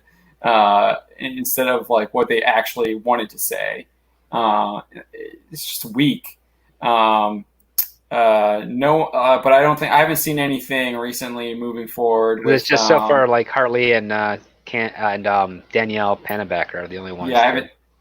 They're trying to get the fans are trying to get Panabaker, but I don't think that's not happening. Why don't they just cancel the show of The Flash and ONeill. save all of us some agony? Who was the other one that they were? Oh, ONeill. He's already done. so And they can't Katie really- Lotz. Oh yeah, well they were going after they were going after Katie Lotz, and I think they were also going after who was the other one that they were going after? Oh, Van something, the chick who played Patty. Oh, so Oh, the right. white Yeah, women. she's in The Chantel. Boys. Yeah. Chantel. Yeah. Yeah, they were going after her too. Weren't they also trying to But- go after Grant Gustin for some of the stuff he did like years ago too?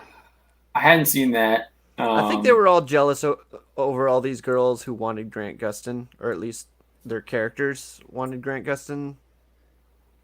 Yeah, it was. A lot of it has to do with the shipping stuff. These are shipping people for the Ugh. most part. Teenagers. That's an assumption. Yeah. I think it's a safe assumption, but I also think that there's probably a lot of other people who aren't teenagers that pile on with that stuff because the shipping people are kind of. They need a relationship of their own. That's why. Oh, I don't know for sure. I'm just possibly, but they are very militant in their shipping fandom. Well, yeah, they Right. changed the entire course of Arrow so that Oliver Queen Yeah. didn't end up with Dinah Lance. Mark 63366 just told us about one of the pop culture icons being canceled. Yeah, Oh, they right, got- yeah. They got Aunt Aunt And Jemima. Cake Mix Lady. They got Aunt Jemima.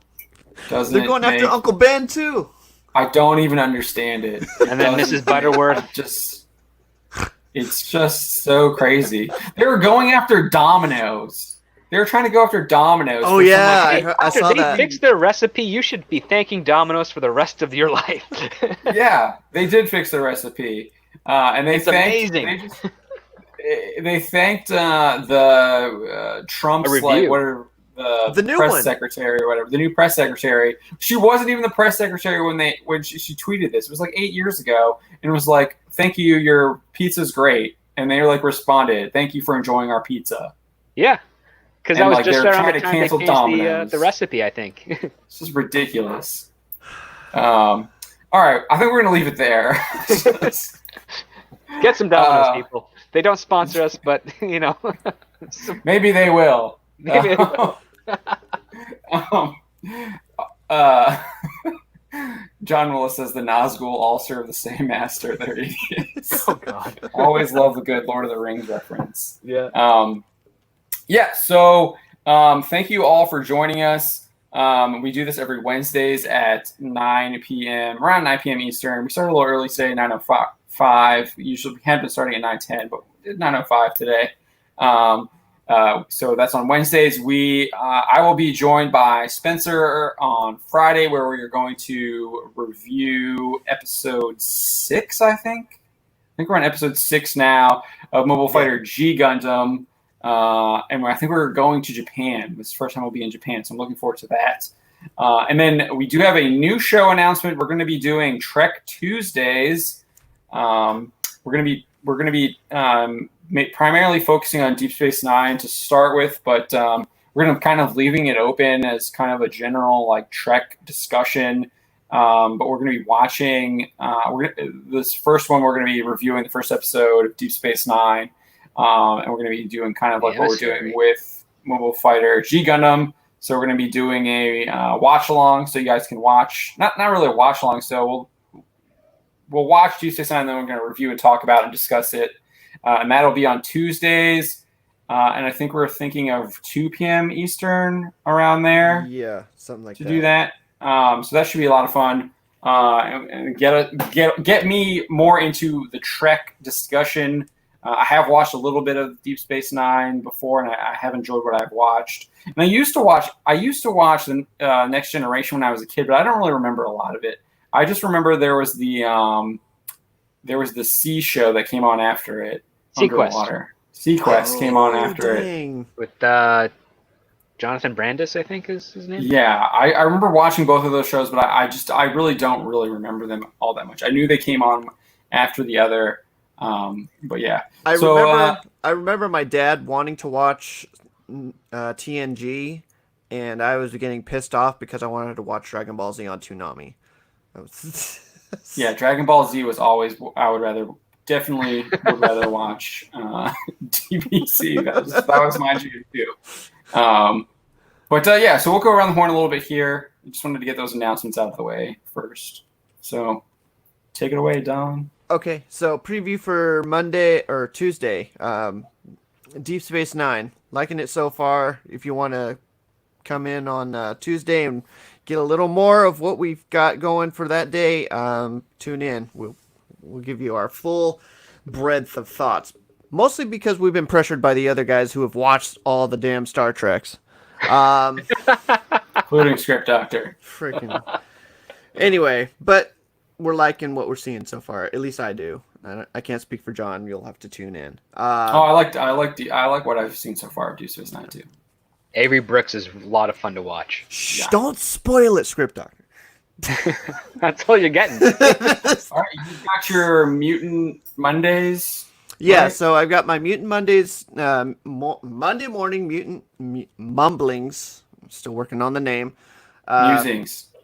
Oh, just Mutant Mondays. Mumblings. I can't take Mumblings? musings because someone else took it. Oh, really? Boo. I was joined by Philip, who's usually with us on the panel, but usually go over the mutant stuff happening in pop culture right now.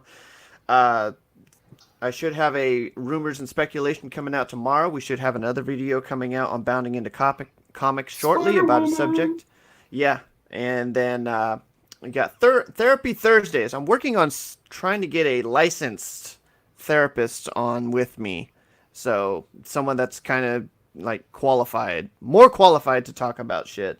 So if you're interested in airing your grievances, tune in on Thursdays. So you're offering free therapy? Not free therapy. There's big disclaimer. He's not going to be a doctor. Okay. He just knows more than me. That's all I require for Okay. All right, Script Doctor, take it away. Oh, yes. So you can find me on Twitter at ScriptDoctorPhD, and I do have a YouTube channel. It's been a little dead there because I've been busy in my personal life with some writing projects, but I am trying to get some content up there. It's youtube.com/ScriptDoctor. And I also occasionally stream with Midnight's Edge After Dark, and I do the Pegasus Actual podcast on our boys Bounding... Drew Taylor's Supreme Heretic channel, who is a writer for Bounding into Comics. So please check us out. That's tomorrow at 9. And I'm always honored to be joining you guys on your Bounding live streams. They're always a lot of fun. So. All right, yeah, we definitely like having you here as well. All right, guys, we will see you next week. Have a good one. Night, guys. Night.